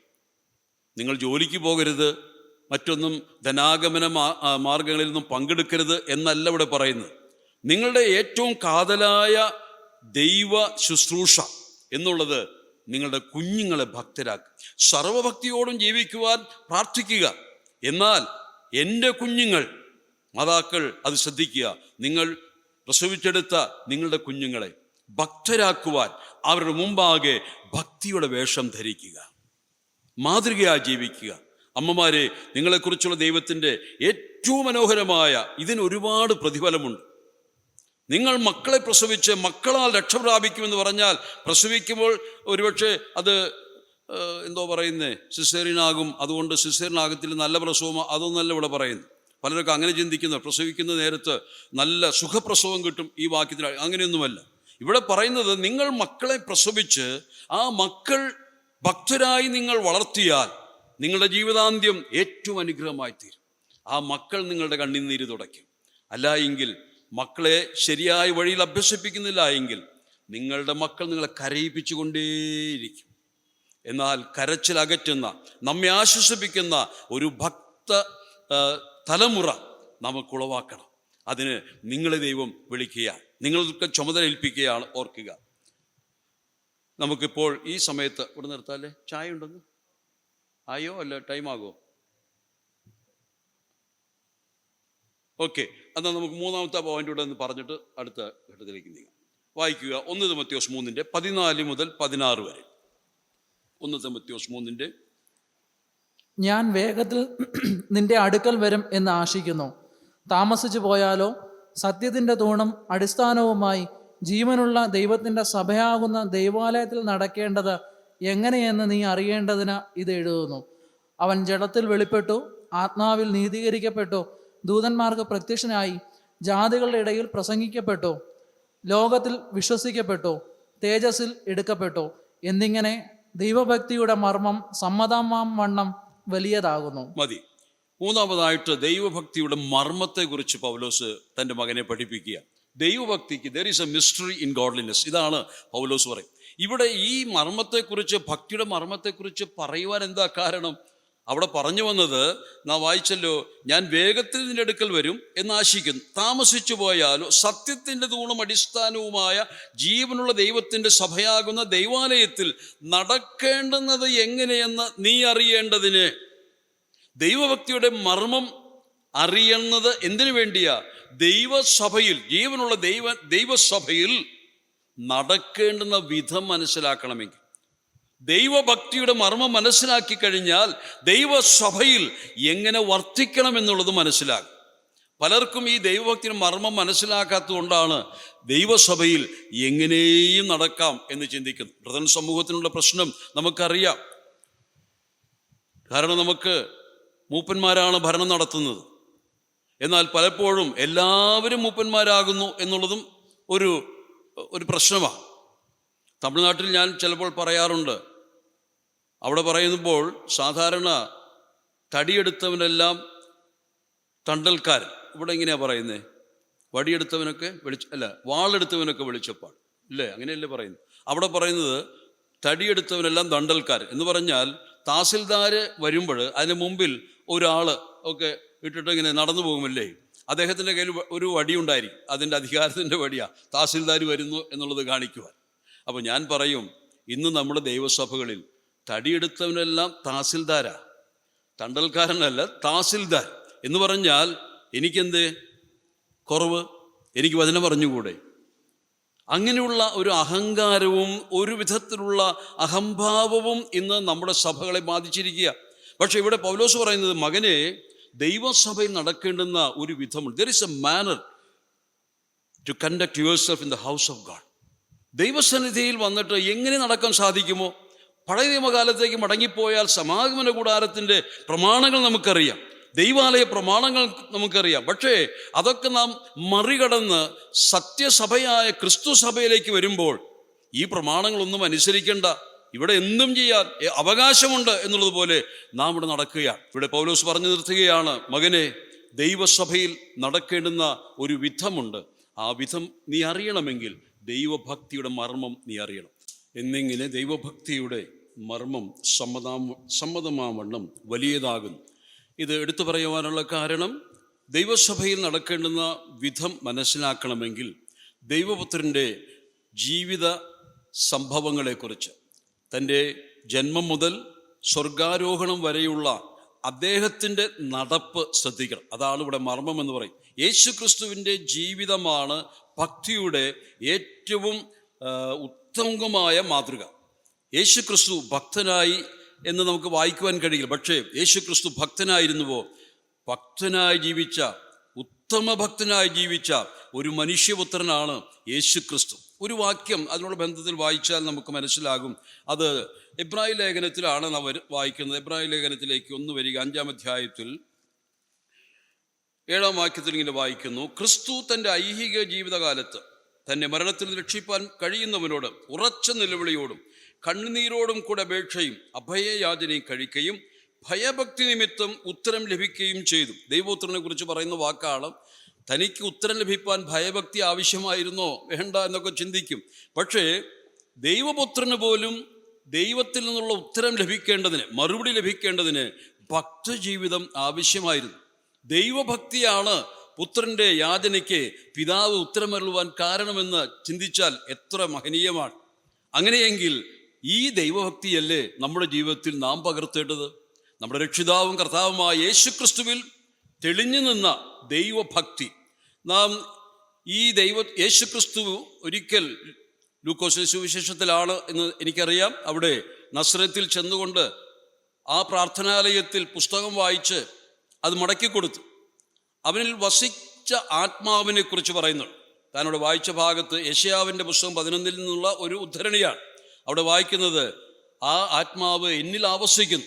ആ ആത്മാവിൻ്റെ പ്രത്യേകത 11-ാം അധ്യായം യെശയ്യാവ് 11-ന്റെ 3-ാം വാക്യം 2-3 വാക്യങ്ങളിൽ കാണുന്നു. ഒന്ന് വായിച്ചാട്ടെ. ദൈവപുത്രനെ ആവസിച്ച ആത്മാവിൻ്റെ പ്രത്യേകത. ദൈവപുത്രൻ ഭക്തനായിരുന്നു, ഭക്തിയുള്ള പ്രാർത്ഥനക്കാരനായിരുന്നു. അത് ദൈവം ശ്രദ്ധിച്ചു. വായിച്ചാട്ടെ. അവന്റെ മേൽ യഹോവയുടെ ആത്മാവ് ആവസിക്കും. അവന്റെ മേൽ യഹോവയുടെ ആത്മാവ് ആവസിക്കും. ജ്ഞാനത്തിന്റെയും വിവേകത്തിന്റെയും ആത്മാവ്, ആലോചനയുടെയും ബലത്തിന്റെയും ആത്മാവ്, പരിജ്ഞാനത്തിന്റെയും യഹോവ ഭക്തിയുടെയും ആത്മാവ് തന്നെ. പരിജ്ഞാനത്തിന്റെയും യഹോവ ഭക്തിയുടെയും ആത്മാവ് ആവസിച്ചത് ദൈവപുത്രന്മേലാണെന്ന് പറയുന്നത്. അപ്പോ ഈ ആത്മാവ് കൊണ്ട് ദൈവപുത്രൻ നേടിയെടുത്തത് ദൈവഭക്തിയാണ്. അതിനടുത്ത വാക്യം കൂടെ ചേർത്ത് വായിക്കുക, 3-ാം വാക്യം. അവന്റെ പ്രമോദം യഹോവ ഭക്തിയിലായിരിക്കും. അവന്റെ പ്രമോദം യഹോവ ഭക്തിയിൽ ആയിരിക്കും. ഇത് യേശുക്രിസ്തുവിൽ നിറവേറിയതാ. അവന്റെ പ്രമോദം മറ്റൊന്നിലുമല്ല, യഹോവയെ പ്രസാദിപ്പിക്കുന്ന ഒരു ഭക്തനായി ഭൂമിയിൽ ജീവിക്കുക. അപ്പൊ നമുക്ക് മാതൃക പൗലോസോ അല്ലെങ്കിൽ KV സൈമൺ സാറോ ഒന്നുമല്ല.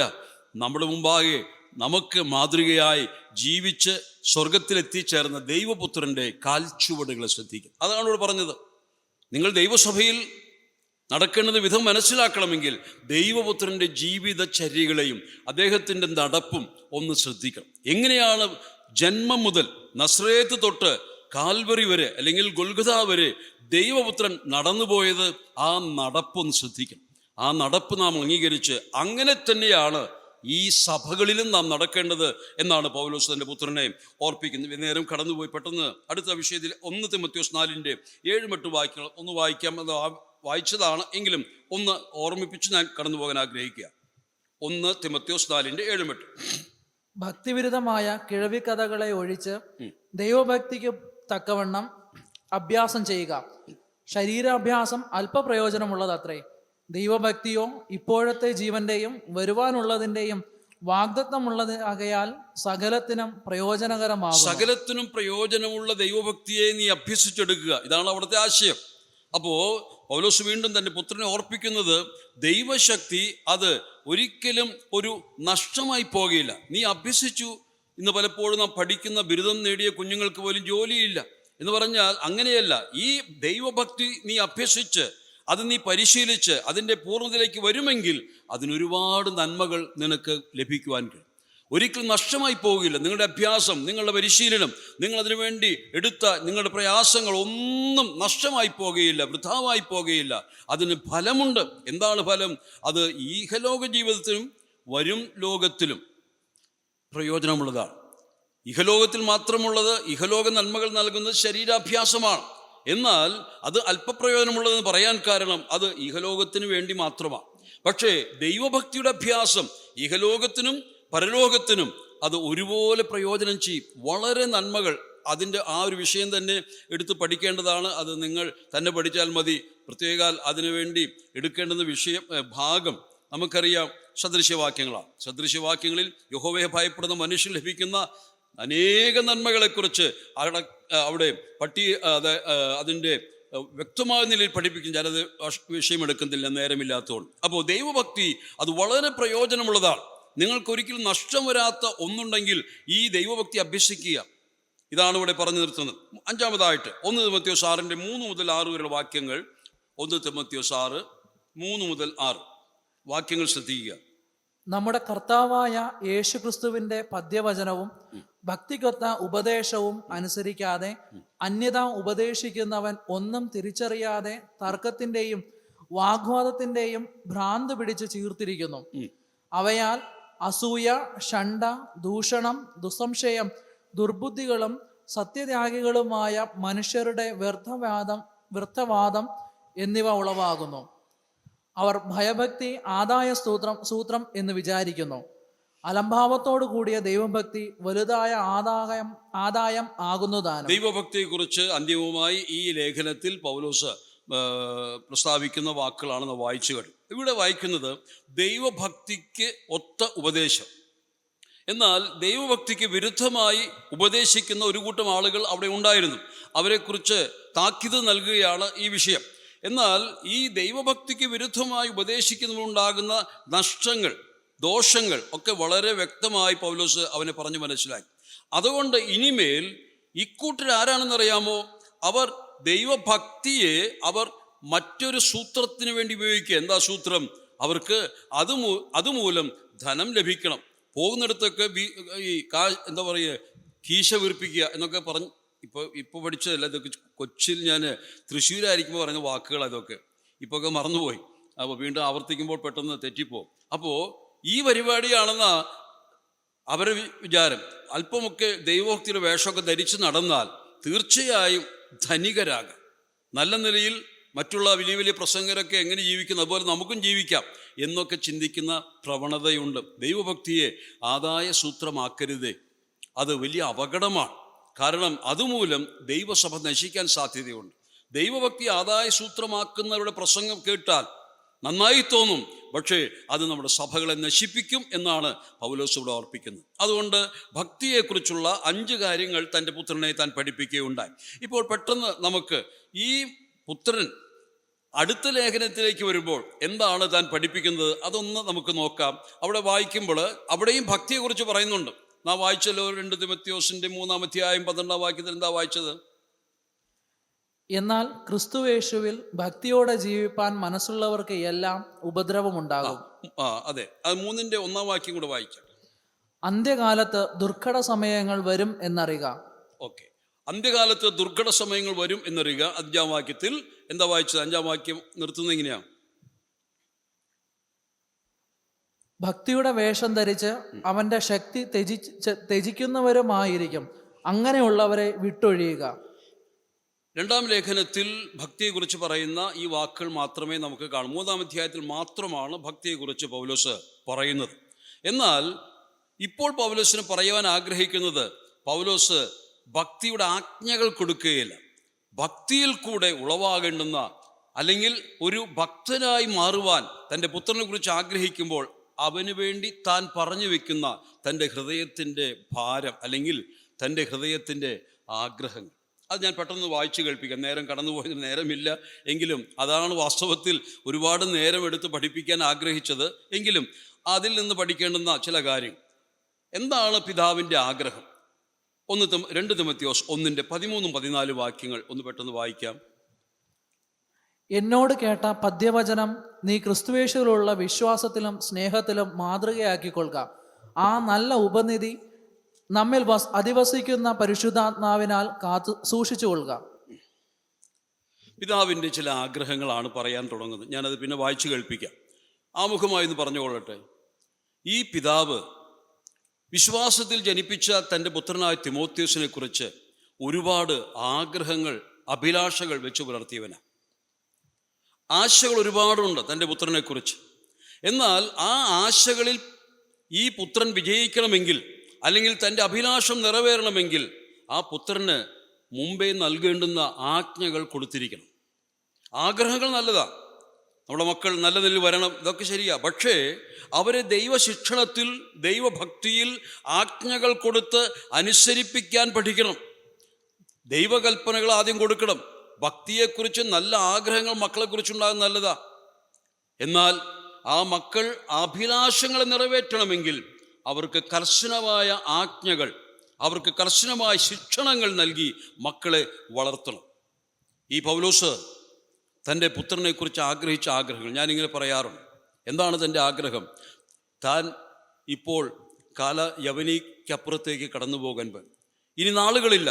ഈ 2-ാം ലേഖനം എഴുതുന്നത് നമുക്കറിയാം ഒരു പ്രിസണിലാണ്, ഒരു കാരാഗ്രഹത്തിലാണ്. വാസ്തവത്തിൽ കാരാഗ്രഹ ലേഖനം എന്ന പേരിന് അർഹമാകുന്ന ഒരു പുസ്തകമേ ഉള്ളൂ, അത് ഈ പുസ്തകമാണ്. കാരണം മറ്റൊന്നും കാരാഗ്രഹ ലേഖനം എന്ന് പറയുവാൻ നിവൃത്തിയില്ല. കാരണം വീട്ടുകാവലിൽ നിന്ന് എഴുതിയ പുസ്തകങ്ങളാണ് മറ്റ് ലേഖനങ്ങളൊക്കെ. എന്നാൽ ഈ ലേഖനമാണ് റോമയിലുള്ള ആസിൻ തെരുവിൽ ഉള്ള ആ മാർമറ്റൈൻ എന്ന് പറയുന്ന കാരാഗ്രഹത്തിൽ കിടന്നത്. അതൊരു കാരാഗ്രഹമാണോ അതൊരു കുണ്ടറയാണോ എന്നും വ്യക്തമല്ല.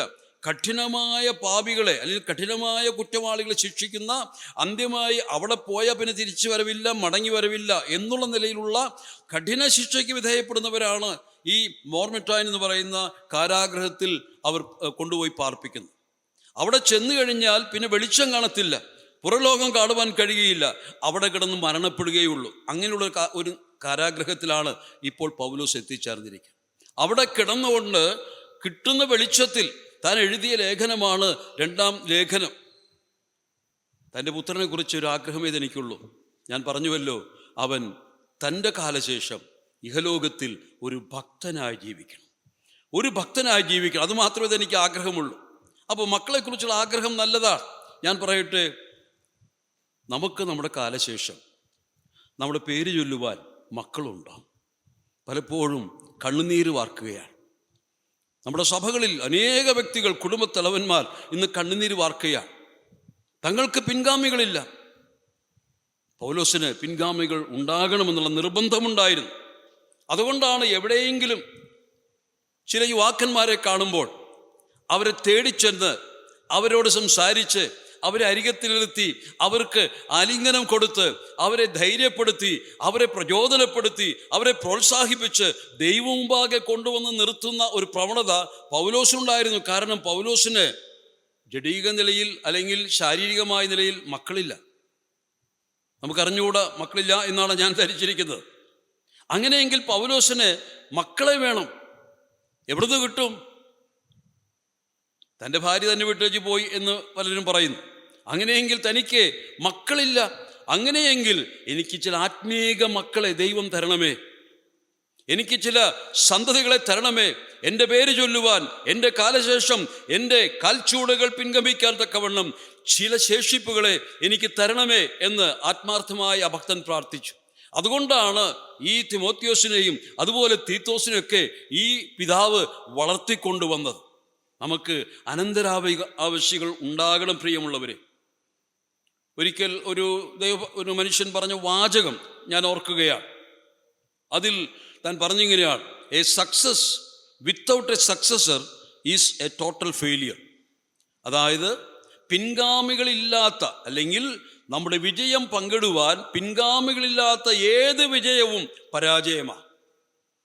നിങ്ങൾ നേടി, നിങ്ങളുടെ ജീവിതകാലത്ത് നിങ്ങൾ ഒരുപാട് നേടി, പക്ഷേ നിങ്ങളുടെ വിജയം പങ്കിടുവാൻ ഒരു അനന്തര തലമുറയെ നിങ്ങൾ ശേഷിപ്പിക്കുന്നില്ല എങ്കിൽ നിങ്ങൾ നേടിയതെല്ലാം വൃഥാവാണ് പ്രിയമുള്ളവരെ. നിങ്ങൾക്ക് കൈമാറുവാൻ ഒരു പുതപ്പുണ്ടാകണം. ഇവിടെ പൗലോസ് അതാ ചെയ്യുന്നത്. അന്ത്യമായി എഴുതുന്ന ലേഖനത്തിൽ താൻ പറയുകയാണ്: പുത്രനെ, മകനെ, തിമോത്തിയോസേ, വേഗം വരിക, വേഗം വരിക എന്ന് താൻ ആഹ്വാനം ചെയ്യുന്ന 4-ാം അധ്യായത്തിൽ. ഞാൻ പറഞ്ഞു വന്നത്, നമുക്ക് അനന്തരാവകാശം ഉണ്ടാകണം എന്നുള്ള ആഗ്രഹം വരട്ടെ. ഞാൻ ഒരിക്കൽ സൗദിയിലെ UAE ആദ്യമായിട്ട് പോകുന്ന സമയത്ത് അവിടെ എന്നെ സ്വീകരിക്കാൻ വന്ന ഒരു വിശ്വാസി, ഒരു സഹോദരൻ എന്നെ കാറിൽ വിളിച്ചുകൊണ്ട് പോവുകയാണ്. നാളുകൾക്ക് മുമ്പാണ്. അപ്പോൾ കാറിൻ്റെ ആ ബോണറ്റിൻ്റെ മുകളിൽ ഒരു പെട്ടി ഇരിപ്പുണ്ട്, മനോഹരമായൊരു പെട്ടി. ആ പെട്ടിക്കകത്ത് ഒരു കടലാസ് കഷ്ണം തലപൊക്കി നിൽക്കുന്നു. അപ്പോൾ ഞാനിത് ആദ്യമായിട്ടാണ് കാണുന്നത്. അതിനെന്താ പേര് പറയുന്നത്? Tissue paper. അപ്പോൾ അത് കണ്ടപ്പോൾ എനിക്കൊരു രസം തോന്നി. അപ്പോൾ ഇതിങ്ങനെ പൊന്തിച്ച് നിൽക്കുന്നു. ശരി, അപ്പോൾ അതിൽ നിന്ന് ഒന്ന് എടുത്തപ്പോൾ അതിൻ്റെ താഴെ നിന്ന് മറ്റൊരുത്ത തലപൊക്കും. ഇത് ഒരു രസം. പിന്നെ എടുത്തു. അപ്പം ഞാനിത് എടുത്തുകൊണ്ടിരിക്കുക. സഹോദരൻ അവിടെ നിന്ന് നോക്കിക്കൊണ്ടിരിക്കുക. അദ്ദേഹം ചിരിക്കുകയാണോ കരയുകയാണോ, ഇദ്ദേഹം നശിപ്പിച്ചല്ലോ എന്ന് ചിന്തിച്ചൊന്നും എനിക്ക് അറിഞ്ഞുകൂടാ. പക്ഷേ എനിക്കൊരു രസം തോന്നി. എന്താ വാസം? ഞാൻ അന്ന് തന്നെ പഠിച്ചു. ഞാൻ പഠിച്ചതാണ്: കർത്താവേ, എൻ്റെ ശുശ്രൂഷകൾ അവസാനിക്കുന്നിടത്ത്, എൻ്റെ ശുശ്രൂഷകൾ കഴിഞ്ഞു, ഇനി ഇവനെക്കൊണ്ട് പ്രയോജനമില്ല എന്ന് ദൈവത്തിന് തോന്നുമെങ്കിൽ അതിനെ എടുത്ത് വലിച്ചെറിയുന്നതിന് മുമ്പ് എനിക്ക് താഴെ ഒരു അവകാശിയെ, ഒരു എനിക്ക് പകരക്കാരനായി ഒരുവനെ എഴുന്നേൽപ്പിച്ച് നിർത്തിയിട്ടാണോ ഞാൻ പോകുന്നത്? അല്ല, ആ കടലാസില്ല, അടുത്ത ആൾ വരുമ്പോൾ ഉപയോഗിക്കാൻ കടലാസില്ലാത്ത പോലെ തോന്നും. പ്രിയമുള്ളവരെ, ഇന്ന് ജീവിക്കുമ്പോൾ തന്നെ നമുക്ക് ചില അനന്തരാവകാശികളെ ഉളവാക്കി ഇവിടെ നിന്ന് യാത്ര പറയാം. നമ്മുടെ മൃതശരീരത്തിന് ചുറ്റും നിന്നുകൊണ്ട് അപ്പാ എന്ന് വിളിച്ച്, അമ്മ എന്ന് വിളിച്ചുകൊണ്ട് എന്നെ വളർത്തിയ ആളാക്കിയ അമ്മയ്ക്ക് ചുടുചുംബനം അർപ്പിക്കുന്ന അന്ത്യചുംബനം കൊടുക്കുന്ന സമയം. ആ സമയത്ത് നമ്മുടെ മക്കൾ ആ നിലയിലായി ഇല്ല. നമുക്ക് മക്കളില്ല, ജഡികമായ നിലയിൽ അല്ലെങ്കിൽ ശാരീരികമായ നിലയിൽ മക്കളില്ല, വെച്ചുകൊള്ളുക. എന്നാൽ അങ്ങനെയുള്ളവർ, അങ്ങനെ ഇല്ലാത്തവർ, മക്കളില്ലാത്തവർ, മക്കളുള്ളവരും ചേർത്ത് പറയുകയാണ്: നിങ്ങൾക്ക് ചില ആത്മീക മക്കൾ ഉണ്ടാകണം. നിങ്ങൾ ചില കുഞ്ഞുങ്ങളെ ദത്തെടുക്കണം. എന്ന് പറഞ്ഞാൽ വീട്ടിൽ കൊണ്ട് വളർത്താനല്ല ഞാൻ പറയുന്നത്.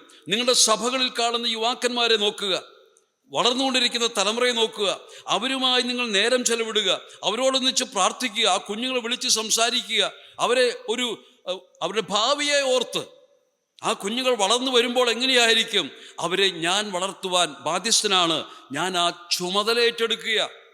ഇത് ചെയ്യുന്നില്ല.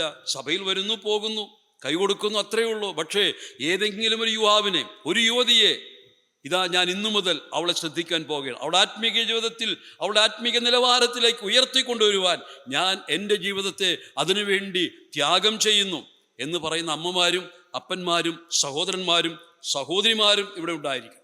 ആ നിലയിൽ പൗലോസ് ആഗ്രഹിക്കുന്ന ആഗ്രഹങ്ങളാണ് നാം ചിന്തിച്ചുകൊണ്ടിരിക്കുന്നത്. ഒന്നാമതായിട്ട് ഈ പിതാവിൻ്റെ ആഗ്രഹമാണെന്ന് വായിച്ചത് 2 തിമോത്തിയോസ് 1:13-14. ഞാനിത് അത് വിശദീകരിക്കുന്ന നേരം കടന്നു പോയതോട്. ഒന്നാമതായിട്ട് പൗലോസിൻ്റെ ആഗ്രഹം എന്താ അവിടെ വായിച്ചത്? അവൻ എന്താകണം? നിന്നെ വായിച്ചവന് എന്നോട് കേട്ട പദ്യവചനം നീ ക്രിസ്തുവേശുവിലുള്ള വിശ്വാസത്തിലും സ്നേഹത്തിലും മാതൃകയാക്കിക്കൊള്ളുക.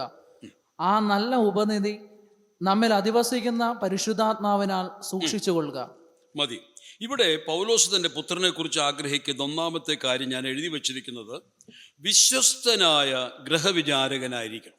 ഒരു ദൈവഭക്തൻ എപ്പോഴും വിശ്വസ്തതയുള്ളവനായിരിക്കണം.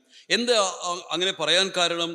അവനെ ദൈവം എന്തോ ഏൽപ്പിച്ചു എന്നാ വായിച്ചത്. എന്താണ് ഏൽപ്പിച്ചിരിക്കുന്നത്? ആദ്യത്തെ വാക്യം അതിൻ്റെ 13-ാം വാക്യം എന്താ വായിച്ചത്? എന്നോട് കേട്ട പഥ്യവചനം. അത് നിന്നെ, അതെന്താ സാധനം? ആ നല്ല ഉപനിധി. അങ്ങനെ വായിക്കുന്നേ. ഉപനിധി എന്ന് പറഞ്ഞാൽ എന്താ അർത്ഥം?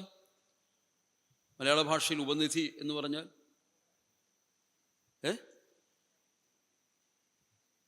ഒരു പിടിയില്ല.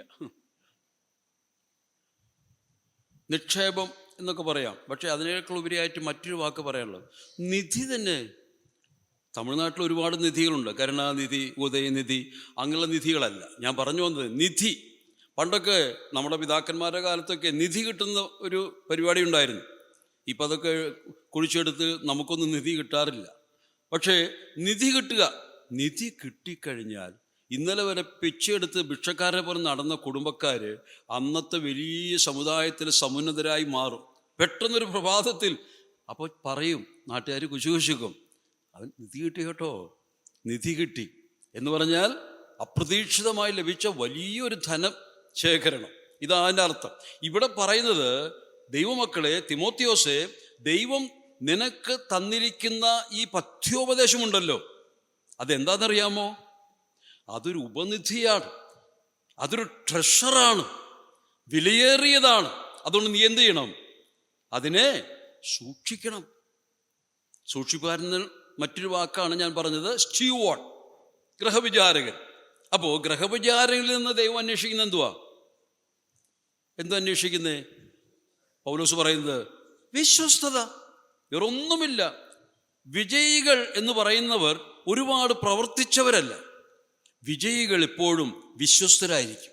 അവർക്ക് ഒരുപക്ഷെ പ്രവർത്തിപ്പാൻ ഒരുപാട് ഒന്നും ഉണ്ടായിരുന്നിരിക്കില്ല. പക്ഷേ അവരുടെ ജീവിതം ദൈവമുമ്പാകെ വിശ്വസ്തത തെളിയിക്കുന്നതായിരുന്നു. ദൈവം നമ്മെ സ്വർഗത്തിൽ കാണുമ്പോൾ, നാമൊക്കെ അവിടെ എത്തുമ്പോൾ എന്താ വിളിക്കാൻ ആഗ്രഹിക്കുന്നത്? പൊന്നുമക്കളെ. അങ്ങനെയാണോ? എങ്ങനെയാണ് ദൈവം വിളിക്കുന്നത്? നല്ലവനും വിശ്വസ്തനും. പ്രിയമക്കൾ എന്നൊക്കെ വിളിക്കാം. പക്ഷേ കാര്യം തീർക്കുന്ന നാളിൽ നമ്മെ വിളിക്കുന്ന എങ്ങനെയാണെന്ന് അറിയാമോ? വിശ്വസ്തനാണ്. മകൻ എന്തായിരിക്കണം? ഇവിടെ വായിച്ചത്, നിന്നെ ഏൽപ്പിച്ചിരിക്കുന്ന ഉപനിധി നീ സൂക്ഷിക്കണം. ഈ സൂക്ഷിപ്പിൽ തെറ്റുകൾ സംഭവിക്കും. വിശ്വസ്തനായിരിക്കുക. പ്രിയമുള്ളവരെ, ദൈവം നമ്മെ ഏൽപ്പിച്ചിരിക്കുന്ന ഒരുപാട് ഉപനിധികളുണ്ട്. ഞാനത് എടുത്തു പറയുന്നില്ല. നമുക്ക് തന്നെ അറിയാം, ദൈവം എന്നെ വിശ്വസിച്ച് എന്നെ ഭരമേൽപ്പിച്ചിരിക്കുന്ന എത്ര ഉപനിധികൾ. അതൊരു പക്ഷേ നിങ്ങളുടെ ധനമാകാം, നിങ്ങളുടെ മക്കളാകാം, നിങ്ങളുടെ ടാലൻസ്, കൃപാവരങ്ങളാകാം, എന്തു തന്നെ ആകട്ടെ. നിങ്ങളത് ഏത് രീതിയിൽ ദൈവമുമ്പാകെ അതിനെ നിങ്ങൾ പ്രദർശിപ്പിക്കുന്നു, അല്ലെങ്കിൽ അതിനെ ഉപയോഗിക്കുന്നു എന്നുള്ളത് ചിന്തിക്കേണ്ടതും. അപ്പോൾ ആദ്യം ഈ മകനെക്കുറിച്ചുള്ള അദ്ദേഹത്തിൻ്റെ ആഗ്രഹം, അദ്ദേഹം ആരായിരിക്കണം? ഒരു വിശ്വസ്ത ഗൃഹവിചാരകൻ. രണ്ടാമതായിട്ട് 2 തിമോത്തിയോസ് 2:3 വായിച്ചാട്ടെ. ക്രിസ്തുയേശുവിൻ്റെ നല്ല ഭടനായി നീയും എന്നോടുകൂടെ കഷ്ടം സഹിക്കാം. ക്രിസ്തുയേശുവിൻ്റെ നല്ല ഭടനായി എന്ന് പറഞ്ഞാൽ ഒരു സോൾജർ. ഞാൻ ആദ്യം പറഞ്ഞ വാക്ക് സ്റ്റ്യൂവാർഡ്, ഇംഗ്ലീഷിൽ പറയുകയാണെങ്കിൽ സ്റ്റുവാർഡ് എന്ന വാക്ക് ഉപയോഗിച്ചു. ഗ്രഹവിചാരി, വിശ്വസ്തനായ ഭക്തൻ. അവിടെ ആ കാര്യം പറയുമ്പോൾ ആദ്യത്തെ വാക്ക് അവൻ്റെ വ്യക്തി ജീവിതത്തിലുള്ള വിശ്വസ്തതയാണ് പൗലോസ് ഉദ്ദേശിച്ചത്. തന്നെ ഏൽപ്പിച്ചിരിക്കുന്ന ഉപനിധിയായ ദൈവത്തിൻ്റെ പഥ്യോപദേശത്തെ സൂക്ഷിച്ചുകൊണ്ട് തൻ്റെ സ്വന്തം വ്യക്തി ജീവിതത്തിൽ, രഹസ്യ ജീവിതത്തിൽ, ദൈവമുമ്പായുള്ള ജീവിതത്തിൽ അവൻ വിശ്വസ്തനാകാം. എന്നാൽ രണ്ടാമത് ഇവിടെ പറയുന്നത് എന്തായിത്തീരണമെന്ന ആഗ്രഹം? ഒരു നല്ല യുദ്ധസേവ ചെയ്യുന്ന ക്രിസ്തു യേശുവിൻ്റെ ഭടനാകാം. ഭടനാവശ്യം എന്താ? ധൈര്യമല്ലേ, വീരത. ഒരു ഭടനാവശ്യം ത്യാഗം. ഇതൊക്കെയാണ് ഭടനെക്കുറിച്ച് അല്ലെങ്കിൽ ഒരു പോരാളിയെക്കുറിച്ച് ആഗ്രഹിക്കുന്നത്. പൗലോസ് പറയുകയാണ്, എൻ്റെ മകൻ ഒരു മേധാവിയാകണമെന്നല്ല പറഞ്ഞത്, ഒരു മേജർ ആകണമെന്നല്ല പറയുന്നത്. എന്താ പറയുന്നേ? ആ വാക്യം ഒന്ന് വായിച്ചാട്ടെ വീണ്ടും. ക്രിസ്തുയേശുവിന്റെ നല്ല ഭടനായി നീയും എന്നോടുകൂടെ കഷ്ടം സഹിക്കുക. അത് നോക്കുക, എന്നോടുകൂടെ കഷ്ടം സഹിക്കാനാ വിളിക്കുന്നേ. അപ്പൊ ഇദ്ദേഹമാരാ? എന്നോടുകൂടെ കഷ്ടം സഹിക്കാൻ, നല്ല യുദ്ധസേവ ചെയ്യുവാൻ വരിക എന്ന് പറയുന്നത്. ഇദ്ദേഹം എവിടെയപ്പോ? അദ്ദേഹം യുദ്ധക്കളത്തിലാ. അവിടേക്കാ വിളിക്കുന്നത്. മകനെ വിളിക്കുന്നത് ഇപ്പൊ എവിടേക്കാ? മകനെ, ഞാൻ ഈ യുദ്ധക്കളത്തിലുണ്ട്, ഞാനിവിടെ നല്ല യോദ്ധാവായി കർത്താവിന് വേണ്ടി പോരാടിക്കൊണ്ടിരിക്കുക. ആ യുദ്ധസേവയിൽ പങ്കാളിയാകുവാൻ മകനെ നീ വരണം. നിന്റെ കംഫർട്ട് സോൺ എന്ന് പറഞ്ഞാൽ നീ ഇന്ന് വസിക്കുന്ന സുഖ സൗകര്യം നിറഞ്ഞ ആ നിലയിൽ നിന്ന് നീ മാറി യുദ്ധക്കളത്തിലേക്ക് വരിക. ത്യാഗം സഹിക്കുവാൻ, മരണം വരിക്കുവാൻ, കർത്താവിന് വേണ്ടി സാക്ഷിയായി നിൽക്കുവാൻ എന്നോട് കൂടെ കഷ്ടം സഹിക്കുക. അപ്പൊ രണ്ടാമത്തെ ആഗ്രഹം എന്താ? He should B A soldier. ഇത് ഒരുപാട് പഠിക്കുന്ന വിഷയം, ഞാനതൊന്നും ഇപ്പോൾ പഠിപ്പിക്കുന്നില്ല. ഒന്നാമത് സ്റ്റുവാർഡ്, വിശ്വസ്തൻ; സോൾജർ, ത്യാഗവും വീരവുമുള്ള ഒരു ഭക്തൻ. ഇത് അവൻ്റെ ദൗത്യ ജീവിതത്തെക്കുറിച്ച് കാണിക്കും. ഞാൻ പറഞ്ഞ ആദ്യം വ്യക്തി ജീവിതത്തിൽ വിശ്വസ്തത. ഇവിടെ ദൗത്യം ഏറ്റെടുത്തിരിക്കുകയാണ്. സുവിശേഷ രണാങ്കളത്തിലേക്കുള്ള അവൻ്റെ ക്ഷണമാണ്. അവിടെ ചെല്ലുമ്പോൾ അവൻ അധൈര്യപ്പെട്ടു പോകരുത്. ഇവിടെ തന്നെ പഠിപ്പിക്കുന്ന ഒരു വിഷയം ഒരുപാടുണ്ട്. ഈ തിമോത്തിയോസിനെ കുറിച്ച് നിങ്ങൾക്ക് നന്നായിട്ട് അറിയാം. 3 കാര്യങ്ങളാണ് തിമോത്തിയോസിനെ കുറിച്ച് പൗലോസ് തന്നെ പറയുന്നത്. ഇദ്ദേഹത്തിന് അപ്പൻ്റെ മനസ്സുണ്ട്, അപ്പൻ്റെ തുല്യമായ ഉപദേശമുണ്ട്, അതൊക്കെ ശരി. പക്ഷേ തിമോത്തിയോസിലെ പ്രശ്നങ്ങൾ 3. ഈ ലേഖനത്തിൽ, 2-ാം ലേഖനത്തിൽ തന്നെ പൗലോസ് പറയും, നിന്റെ കണ്ണുനീര് ഞാൻ കാണുന്നു. ഈ മകനെ ഓർക്കുമ്പോൾ കണ്ണുനീര് ഒഴുക്കുന്ന ഒരു പുത്രനായിട്ടാണ് കാണുന്നത്. എപ്പോഴും ടിയർഫുൾ. ഞാൻ ആ ഇംഗ്ലീഷ് വാക്ക് ഉപയോഗിക്കുന്നത് ടിയർഫുള്ളാ. കരയും, എന്തു പറഞ്ഞാലും കരയും. പിന്നെ പറയുന്നത് ക്ഷീണന അല്ലേ, ഒരു തീരാരോഗത്തിന് അടിമപ്പെട്ടതുപോലെയാ. എപ്പോൾ കണ്ടാലും ഇങ്ങനെ ഇരിക്കും, വയറ് പിടിച്ചേച്ച് വയറുവേദനിക്കുന്നേ എന്ന് പറയുന്ന എങ്ങനെയുള്ള ആളാ? ടയർസം. അപ്പോൾ ടിയർഫുള്ളാണ്, ടയർസമാണ്. 3ാമത് കൊരിന്തി ലേഖനം എഴുതുമ്പോൾ പൗലോസ് അവിടെയുള്ള അച്ചായന്മാർക്ക് എഴുതുന്ന വാക്ക് ശ്രദ്ധിക്കണം. എൻ്റെ മകൻ തിമോത്തിയോസ് അവിടെ വരുമ്പോൾ നിങ്ങളുടെ മധ്യേ നിർഭയനായിരിക്കുവാൻ സൂക്ഷിക്കുക. അപ്പം എന്താ അർത്ഥം? ഇവൻ പെട്ടെന്ന് പേടിച്ചു പോവും. ഇവന്മാരുടെ മീശയും ആ ഇരിപ്പൊക്കെ കാണുമ്പോഴേ, അച്ചായന്മാരുടെ ഇരിപ്പ് കണ്ട ഈ കൊച്ചു പയ്യൻ തിമോത്തിയോസ് സഭയ്ക്ക് പോയാൽ അവൻ പേടിച്ചു പോകും. അവൻ ഭയങ്കര ഭയപ്പെടുന്ന ഭീരുവ. ഈ പയ്യനോടാ പറയുന്നത് എന്ത് ചെയ്യാൻ? യുദ്ധസേവ ചെയ്യുക. ഇങ്ങനെയുള്ള ഒരാളെ യുദ്ധത്തിന് ആരെങ്കിലും റിക്രൂട്ട് ചെയ്യുമോ? ചെയ്യത്തില്ല.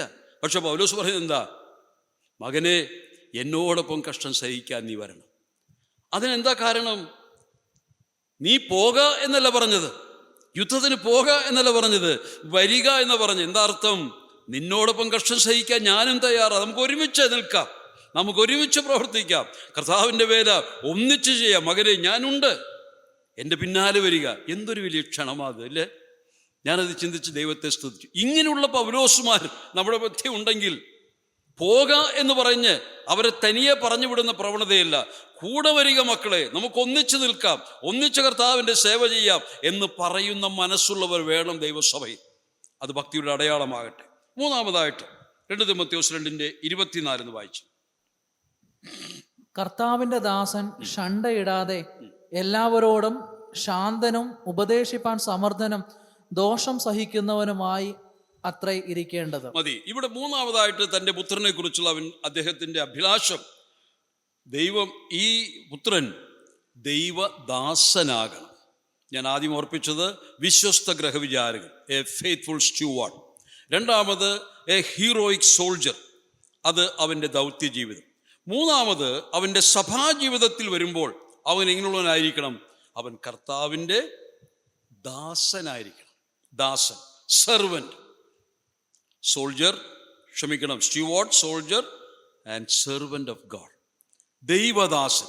അപ്പോൾ തിമോത്തിയോസിന് ദൈവസഭയിൽ എന്തെങ്കിലും ശുശ്രൂഷ ഉണ്ടോ എന്നൊക്കെ സംശയമാണ്. ദൈവദാസന്മാർക്ക് സഭയിൽ ശുശ്രൂഷയൊന്നുമില്ല, അവർക്കെല്ലാം പുറത്താണെന്ന് ചിന്തിക്കുന്ന ഒരു നിലയിലാണ് നമുക്കുള്ളത്. എങ്കിലും ഞാൻ പറയട്ടെ, ഈ മകന് അകത്തെ ജീവിതത്തിൽ വിശ്വസ്തനാണ്, പുറത്തുള്ള തൻ്റെ ശുശ്രൂഷകളിൽ സുവിശേഷ ദൗത്യ ജീവിതത്തിൽ അവൻ വീരനും ധീരനുമാണ്. കഷ്ടം സഹിപ്പാൻ തയ്യാറായി അപ്പനോടൊപ്പം യാത്ര ചെയ്യുന്നവനാണ്. എന്നാൽ അങ്ങനെയുള്ളവനെ സഭ തള്ളിക്കളഞ്ഞില്ല. അവനെ സഭയിൽ ചേർത്തുകൊണ്ട് സഭയിൽ അവൻ്റെ ശുശ്രൂഷകളെ അവർ സ്വീകരിക്കുവാൻ മനസ്സുവെച്ചു. ആ സഭയിൽ ഈ പുത്രൻ എങ്ങനെയായിരിക്കണം? ദൈവദാസനെക്കുറിച്ച് ഈ ഭാഗത്ത് ഒരുപാട് കാര്യങ്ങൾ പഠിപ്പിക്കുന്നു. ഞാനത് പഠിപ്പിക്കാൻ തുടങ്ങിയ നേരം ഒരുപാട് കടന്നു പോകും. പക്ഷേ പ്രത്യേകിച്ച് അവിടെ പറയുന്ന ദൈവദാസൻ ആരായിരിക്കണം? ഒന്ന്, ലജ്ജിക്കാത്ത വേലക്കാരൻ. ഞാനിത് വായിച്ചപ്പോഴും ചിന്തിക്കാറ്, ഈ അപ്പൻ്റെ പേര് കെടുത്തുന്ന പുത്രനായിരിക്കരുത്. ലജ്ജിക്കാൻ വകയില്ലാത്തവൻ എന്ന് പറഞ്ഞാൽ അർത്ഥം, നാളുകൾ കഴിയുമ്പോൾ തല താഴ്ത്തി കുനിഞ്ഞിരുന്ന് സഭയുടെ പിന്നിൽ പോയിരിക്കുന്ന അവസ്ഥയിലേക്ക് എൻ്റെ മകൻ പോകരുത്. ലജ്ജിക്കാൻ സംഗതി വരരുത്. മകനെ, നീ ദൈവദാസനാണ്. അതിൻ്റെ അഭിമാനം നീ കാത്തു സൂക്ഷിക്കുക. അതിൻ്റെ ആ മഹത്വം നീ അറിഞ്ഞിരിക്കണം. നീ ഒരിക്കലും ലജ്ജിക്കുവാനിടവരരുത്. ലജ്ജിക്കത്തക്കവണ്ണമുള്ള എന്തെങ്കിലും നിന്റെ ജീവിതത്തിൽ ഉണ്ടായിപ്പോകരുത്. ആ ദൈവദാസൻ ഉണ്ടായിരിക്കണമെന്ന പ്രത്യേക ഒരുപാട് സ്വഭാവവിശേഷങ്ങൾ താൻ പറയുന്നുണ്ട്. ഞാൻ അവിടേക്ക് കടക്കുന്നില്ല. എന്നാൽ ഒന്ന് പറയട്ടെ, ഈ ദൈവദാസനെ കുറിച്ച് പറയുമ്പോൾ ഒരു വാക്ക്, യൗവനമോഹത്തെ വിട്ട് ഓടുക, ഇത് പറയുന്നു. അപ്പോൾ ദൈവദാസന്മാർ സൂക്ഷിക്കേണ്ടത്, ഒന്ന്, ദൈവവചനം പ്രസംഗിക്കുന്നതിൽ അവർ വ്യക്തമായി ദൈവനെ പഠിപ്പിക്കുന്നവരായിരിക്കണം. രണ്ട്, ലജ്ജിക്കുവാൻ സംഗതിയില്ലാത്ത നിലയിൽ അവരുടെ ജീവിത വിശുദ്ധി പാലിക്കേണ്ടതാണ്. മൂന്നാമത്, ഇവിടെ പറഞ്ഞ യൗവനമോഹം, യൂത്ത്ഫുൾ ലസ്റ്റ്, അവിടെ പറയുമ്പോൾ ഈ ലേഖനങ്ങളിൽ, 1-2 ലേഖനങ്ങളിൽ ഒഴിഞ്ഞിരിക്കുക, മാറി നിൽക്കുക, അങ്ങനെയൊക്കെ പറയുന്ന ഒരുപാട് വാക്കുകളുണ്ട്. ഞാനതൊക്കെ എഴുതി വെച്ചിട്ടുണ്ട്, പക്ഷേ പറയാൻ ആഗ്രഹിക്കുന്നത്. അങ്ങനെയാണ് പൗലോസ് പറയുന്നത്, വൃദ്ധാലാപങ്ങളെ ഒഴിഞ്ഞു നിൽക്കുക, അങ്ങനെ പറയുന്നുണ്ടല്ലോ.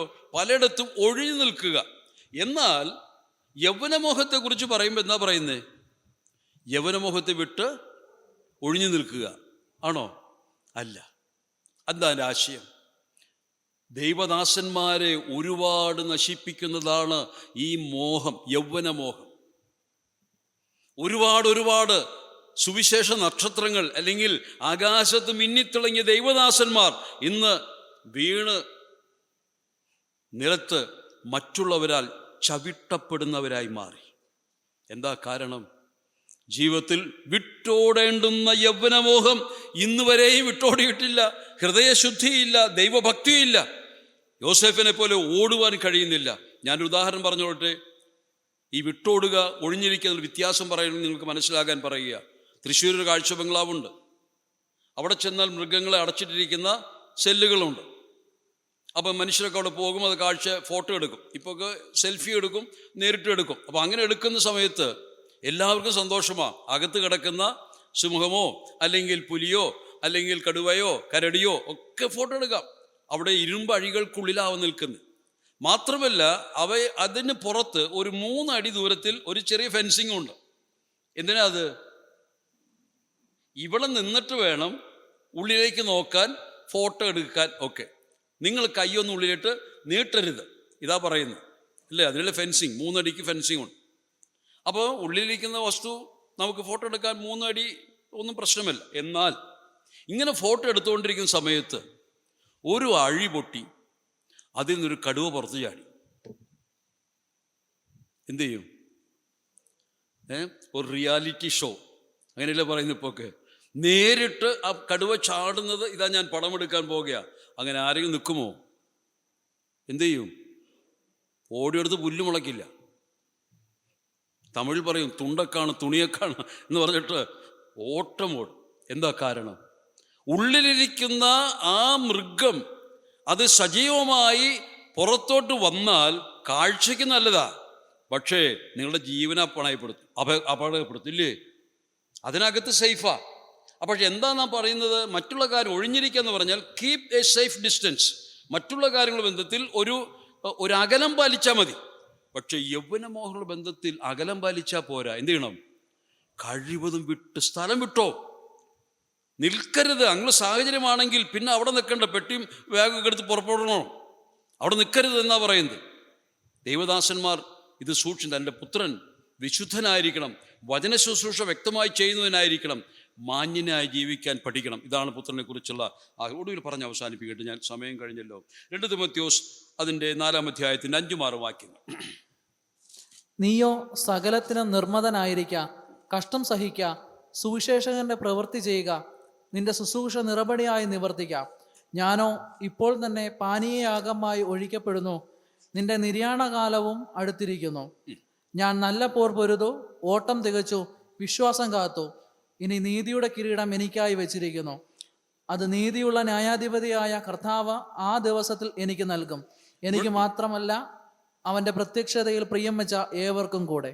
മതി. ഈ ഭാഗത്ത് നിന്നുകൊണ്ട് പൗലോസ് തൻ്റെ പുത്രനെ കുറിച്ച് ആഗ്രഹിക്കുന്നത്, പൗലോസ് പറയുകയാണ്, ഞാൻ പോകാറായി, ഞാൻ പുറപ്പെടുക, അതുകൊണ്ട് നീ എന്ത് ചെയ്യണം? നീ വരണം. ഒന്ന് വായിക്കാം, വാക്യങ്ങളൊന്ന് വായിച്ചാട്ടെ. 2 തിമോഥെയോസ് അതിൻ്റെ 9-ാം വാക്യം, 11-ാം വാക്യം, 13-ാം വാക്യം, 21. ഒന്ന് വായിച്ചു 9-ാം വാക്യം. വേഗത്തിൽ എൻ്റെ അടുക്കൽ വരുവാൻ ഉത്സാഹിക്കാം. 11. ലൂക്കോസ് മാത്രമേ എന്നോട് കൂടെയുള്ളൂ. മർക്കോസ് എനിക്ക് ശുശ്രൂഷയ്ക്കായി ഉപയോഗമുള്ളവനാകിയാൽ അവനെ കൂട്ടിക്കൊണ്ടുവരിക. 13. ഞാൻ ത്രോവാസിൽ കർപ്പോസിന്റെ പക്കൽ വെച്ചേച്ച് പോന്ന പുതപ്പും പുസ്തകങ്ങളും വിശേഷാൽ ചർമ്മലിഖിതങ്ങളും നീ വരുമ്പോൾ കൊണ്ടുവരിക. നീ വരുമ്പോൾ എടുത്തുകൊണ്ട്. 21. ശീതകാലത്തിന് മുമ്പേ വരുവാൻ ശ്രമിക്കാം. മതി. ശീതകാലത്തിന് മുമ്പേ വരുവാൻ. ഈ 4 ഭാഗങ്ങളിൽ പൗലോസ് അന്തിമമായി തൻ്റെ പുത്രനോട് പറയുന്ന വാക്കെന്താ? നീ വരിക, നീ വരിക. 4 പ്രാവശ്യമാണ് വരിക എന്നുള്ള ആ പ്രബോധനം നൽകുന്നത്. ചരിത്രത്തിൽ ഇതിനെക്കുറിച്ച് പറയുന്നത്, ഈ ലേഖനം തൻ്റെ കയ്യിലെത്തി, ഈ ലേഖനം വായിച്ചു കഴിഞ്ഞ ഉടനെ തൻ്റെ മനസ്സിൽ വലിയ ഭാരമുണ്ടായി. എൻ്റെ അപ്പൻ എന്നെ കാണുവാൻ ആഗ്രഹിക്കുകയാണ്, ഇനി എത്ര നാളുകൾ തനിക്കുണ്ടെന്ന് വ്യക്തമല്ല, അവിടെ താൻ എഴുതി വെച്ചു, ഞാൻ ഇപ്പോൾ പോകേണ്ടുന്ന സമയമായി, എൻ്റെ നിര്യാണകാലം എടുത്തു, ഞാൻ വിട്ടുപോകാൻ പോകുകയാണ് എന്ന് പറയുന്നത് കേട്ടപ്പോൾ മകൻ്റെ ഹൃദയത്തിൽ ഒരു ഗദ്ഗതനം, ഒരു വിഷമം, ഒരു പ്രയാസമുണ്ടായി. അദ്ദേഹം പുറപ്പെട്ടു എന്നാണ് വായിക്കുന്നത്. അദ്ദേഹം അവിടെ നിന്ന് പെട്ടെന്ന് പുറപ്പെട്ടു. പക്ഷെ പെട്ടെന്ന് പുറപ്പെടാൻ പറ്റുമോ? എന്തൊക്കെ കൊണ്ടുപോകണം? മറ്റൊരു ചുമതല ഏൽപ്പിച്ചു. നീ വരുമ്പോൾ കർപ്പോസിൻ്റെ വീട്ടിൽ വിട്ടേച്ചു പോന്ന പുതപ്പുണ്ട്, പിന്നെ പുസ്തകങ്ങളുണ്ട്, ചർമ്മലിഖിതങ്ങളുമുണ്ട്, അവയും കൂടെ എടുത്തു വരണം എന്നാ പറഞ്ഞു വിട്ടത്. ഞാനൊന്ന് പറയട്ടെ, ഇവിടെ ആഗ്രഹം എന്താ? ഈ പുത്രൻ എൻ്റെ അനുഗാമിയാകണം. He should be my successor. ഞാൻ എസ് എന്ന വാക്ക് ഉപയോഗിച്ചുകൊണ്ടാണ് ആ വാക്ക് പറയുന്നത്. ഒന്നാമതായിട്ട് സ്റ്റ്യൂവാർഡ്, രണ്ടാമതായിട്ട് സോൾജർ, മൂന്നാമതായിട്ട് ഒരു സെർവൻറ്റ്, നാലാമതായിട്ട് സക്സസർ. ഈ പൗലോസിൻ്റെ ശരിയായ പിൻഗാമിയായി, പകരക്കാരനായി നിന്നെ എനിക്ക് കാണണം മകൻ. ഞാനില്ല ശരിയാ, പക്ഷേ എന്നെപ്പോലെ നിന്നെ കാണണം, നീയാണ് എൻ്റെ പകരക്കാരൻ എന്നവിടെ ആഗ്രഹിക്കുന്നത്. ആ ആഗ്രഹം പറഞ്ഞെന്താ? പെട്ടെന്ന് വരണം. അത് കേട്ടപ്പോൾ മകൻ പുറപ്പെട്ടു. ഈ 3 വസ്തുക്കളും എടുത്തുകൊണ്ടാണ് ആ കാരാഗ്രഹത്തിലേക്ക് താൻ പോയത്. നമുക്കറിയാം, അന്നൊന്നും പെട്ടെന്ന് അവിടെ എത്തിച്ചേരാൻ 1000 കിലോമീറ്റർ ദൂരെയാണ് ഈ സ്ഥലം, ഈ എഫെസോസിൽ നിന്ന്. അവിടെ എത്തണമെങ്കിൽ കപ്പൽ മാർഗം പോകണം. കപ്പലിൽ കയറി കഴിഞ്ഞാൽ മാസങ്ങളാകും. അപ്പൻ്റെ ആഗ്രഹം അറിയിച്ചു, ശരിയാ, പക്ഷെ അവിടെ എത്തിച്ചേരണ്ടേ? നാളുകൾ കഴിഞ്ഞു. താൻ എഴുതി വെച്ചു, മകനെ വരികയാണെങ്കിൽ ഒന്ന് സൂക്ഷിക്കുക. എപ്പോൾ വരണം? ശീതകാലത്തിന് മുമ്പ് വരണം. എന്താ കാരണം? ശീതകാലത്തിന് മുമ്പ് വന്നില്ലെങ്കിൽ കപ്പൽ തുറമുഖത്തിൽ പിടിച്ചിടും, പല പ്രശ്നങ്ങളുണ്ടാകും, ഈശാനമൂലൻ വീശും, അതുകൊണ്ട് തടസ്സമുണ്ടാകും. അതുകൊണ്ട് മകനെ, നീ ശീതകാലം വരുന്നതിന് മുമ്പ് എങ്ങനെയും എത്തിച്ചേരാൻ ശ്രമിക്കുക. താനിതൊക്കെ എടുത്തുകൊണ്ട് അവിടെ എത്തി എന്നാണ് കേൾക്കുന്നത്. പാരമ്പര്യ പുസ്തകത്തിൽ വായിക്കുമ്പോൾ നമുക്ക് അതാ മനസ്സിലാകും. അവിടെ ചെന്നു, ഒരു ഭാണക്കെട്ട്, എന്തോ ഭാണക്കെട്ടിലുള്ളത്? നാറുന്നൊരു പഴയ പുതപ്പ്, പിന്നെന്തുവാ? പുസ്തകങ്ങൾ, പിന്നെ ചർമ്മലിഖിതം. ഈ മൂന്നും ഉണ്ടെന്നാ പറഞ്ഞത്. അവിടെ ചെന്നു, ആ കാരാഗ്രഹവാതിൽക്ക് ചെന്ന് അവിടെയുള്ള ആ ശിപ്പായിയോട് ചോദിച്ചു, ഇങ്ങനെ പൗലോസ് എന്ന വ്യക്തിയെ കാണാൻ വന്നതാ. അയ്യോ, നീ തിമോത്തിയോസാണോ? അതെ, ഞാൻ തിമോത്തിയോസാ. എൻ്റെ മോനെ, നിന്റെ അപ്പന് 2 ദിവസങ്ങൾക്ക് മുമ്പ് അവർ വധശിക്ഷ ചെയ്തു, അവനെ ശരീരം കുഴിച്ചിടപ്പെട്ടു. ഇത് കേട്ട ഈ പുത്രൻ അങ്ങ് ബോധരഹിതനായി താഴെ വീണു എന്നാണ് അവിടെ എഴുതി വച്ചിരിക്കുന്നത്. തൻ്റെ അപ്പനെ ഒരു നോക്ക് കാണാൻ ആഗ്രഹിച്ച് കടമ്പകൾ കടന്നു താൻ എത്തിയതാ. അപ്പൻ്റെ ആഗ്രഹങ്ങൾ സാധിപ്പിക്കാൻ കഴിഞ്ഞില്ലല്ലോ. അപ്പ അവിടെ കിടന്നുകൊണ്ട് ആ മകൻ ചിന്തിക്കാൻ തുടങ്ങി, എന്തിനു വേണ്ടിയാണ് അപ്പൻ ഈ പുതപ്പ്, ഈ പഴയ പുതപ്പ് എന്തിനാ, മറന്നുപോയതാ, അതെന്തിനാ അപ്പ? അവന് മനസ്സിലായി, ആ കാരാഗ്രഹത്തിൽ തണുപ്പ് സഹിക്കാൻ പറ്റത്തില്ല. പുതയ്ക്കാനല്ല, വിരിക്കാൻ കൂടെ പുതപ്പ് നൽകാത്ത ഒരു കാരാഗ്രഹമാണ് അപ്പൻ്റെ ഒരു ആഗ്രഹം. ആ പുതപ്പുണ്ടെങ്കിൽ ശീതകാലത്ത് എനിക്കൊന്ന് പുതയ്ക്കാമല്ലോ, അതുകൊണ്ട് മകനെ നീ കൊണ്ടുവരണം. അതിനടുത്തതായിട്ട് അവൻ നോക്കി, പുസ്തകങ്ങൾ. എന്തിനാ അപ്പ പുസ്തകങ്ങൾ? അപ്പൻ പറഞ്ഞു, അല്ലെങ്കിൽ അദ്ദേഹത്തിൻ്റെ ഓർമ്മയിൽ ഇങ്ങനെ വന്നു കാണും, അപ്പന് പുസ്തകം വായിക്കുന്ന വലിയ പ്രിയമാണ്.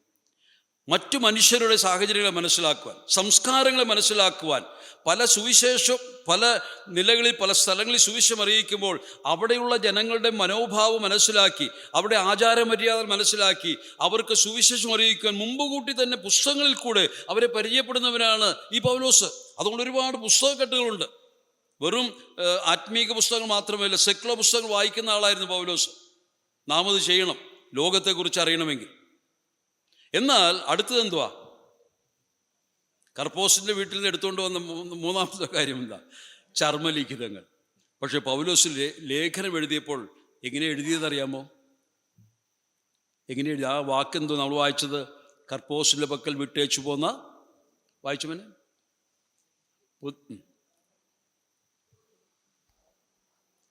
ഞാൻ ത്രോവാസിൽ കർപ്പോസിന്റെ പക്കൽ വെച്ചേച്ച് പോന്ന പുതപ്പും ശ്രദ്ധിക്കുക, പുസ്തകങ്ങളും വിശേഷാൽ ചർമ്മലിഖിതങ്ങളും മതി. എന്ത് വേണം? പുതപ്പ് വേണം, പുസ്തകങ്ങൾ വേണം. പക്ഷേ അടുത്ത് എന്താ പറയുന്നേ? വിശേഷാൽ ചർമ്മലിഖിതങ്ങൾ കൊണ്ടുവരിക. എന്താ അതിൻ്റെ ആശയം? പൗലോസ് എഴുതുമ്പോൾ ഇങ്ങനെ പറയും, മോനെ, ഒരുപക്ഷെ തിരക്കിൽ നീ പുതപ്പ് വിട്ടു, പുസ്തകങ്ങൾ മറന്നു. പക്ഷെ മറക്കരുതേ, എന്തുകൊണ്ടുവരാൻ? എന്തോ ചർമ്മലിഖിതം? ദൈവ തിരുവെഴുത്തുകൾ.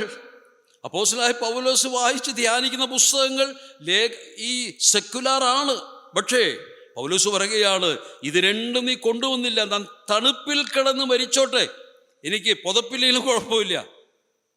അല്ല, പൊതു അറിവ് നേടുവാൻ പുസ്തകങ്ങളുണ്ട്, അപ്പം നീ കൊണ്ടുവന്നതിന് സാരമില്ല. പക്ഷേ ചാകാൻ കിടക്കുന്ന ഈ നേരത്തും എൻ്റെ പ്രാണന് ജീവൻ നൽകുന്ന തിരുവെഴുത്തുകളുണ്ടല്ലോ, അത് നീ വിശേഷാൽ മറക്കാതെ കൊണ്ടുവരിക. മകനെ ഓർപ്പിച്ചു. ഈ മകൻ ഇതെടുത്ത് മടങ്ങിപ്പോയി. അപ്പൻ തന്ന അസറ്റാണ്. ഒരു ദൈവദാസൻ തൻ്റെ നിജപുത്രനെ ഏൽപ്പിച്ച തൻ്റെ ജംഗമ സ്വത്ത് സമ്പത്തെന്ന് പറയുന്നതാ. പൗലോസിനും തൻ്റെ മകന് കൊടുക്കാൻ മറ്റൊന്നും ഉണ്ടായിരുന്നില്ല. എന്താ കൊടുത്തത്? ഒരു പുതപ്പ് കൊടുത്തു. ആ പുതപ്പ് എങ്ങനെ സൂക്ഷിച്ചു കാണുമെന്ന് ചിന്തിച്ചു. പൗലോസിൻ്റെ 1 ലേഖനം 6-ാം അധ്യായത്തിൽ ധനത്തോളം മനോഭാവത്തെക്കുറിച്ച് പറയുമ്പോൾ, നാം ഇവിടേക്ക് ഒന്നും കൊണ്ടുവന്നില്ല, മകനെ ഒന്നും കൊണ്ടുപോകത്തുമില്ല. ഇഹലോക ജീവിതത്തിന് അത്യാവശ്യമുള്ളത് ലോകത്തിലെടുത്തോ, ഒരു പുതപ്പ് മതി മനെ, ഒരു പുതപ്പ് മതി. ഇഹലോകത്തിൽ നാം ഒന്നും കൊണ്ടുവന്നിട്ടില്ല, ഒന്നും കൊണ്ടുപോകുകയുമില്ല. അത്യാവശ്യം തണുപ്പിന് ഒരു പുതപ്പ്. For your body take A clock. രണ്ടാമത് പുസ്തകങ്ങൾ. എന്തിനാ പുസ്തകങ്ങൾ? ഇഹലോക ജീവിതത്തിൽ ജീവിക്കുമ്പോൾ മനുഷ്യരെ മനസ്സിലാക്കും, നമ്മുടെ ചുറ്റും പാർക്കുന്ന മനുഷ്യരുടെ സംസ്കാരങ്ങൾ മനസ്സിലാക്കും. എന്തിനു വേണ്ടിയാ? അവരോട് ശരിയായ സുവിശേഷം അറിയിക്കുവാൻ നാം അത് പഠിക്കണം, പുസ്തകങ്ങൾ വായിക്കണം, മനസ്സിലാക്കണം. മൂന്നാമതായിട്ട് ദൈവവചനം, അതാണ് വിലയേറിയത് എന്ന് തൻ്റെ മകനെ പഠിപ്പിച്ചു. ആ പുസ്തകവും അതുപോലെ തന്നെ ചർമ്മലിഖിതവുമായി മടങ്ങിപ്പോയ ആ പുത്രൻ പൗലോസ് 6-ാം അധ്യായത്തിൻ്റെ 21 പറയുന്ന പോലെ, ഓ ദൈവപുരുഷനെ, ഓ മാൻ ഓഫ് ഗാഡ് എന്ന് വിളിച്ച ആള് ആ പുത്രനെ വിളിച്ചത്.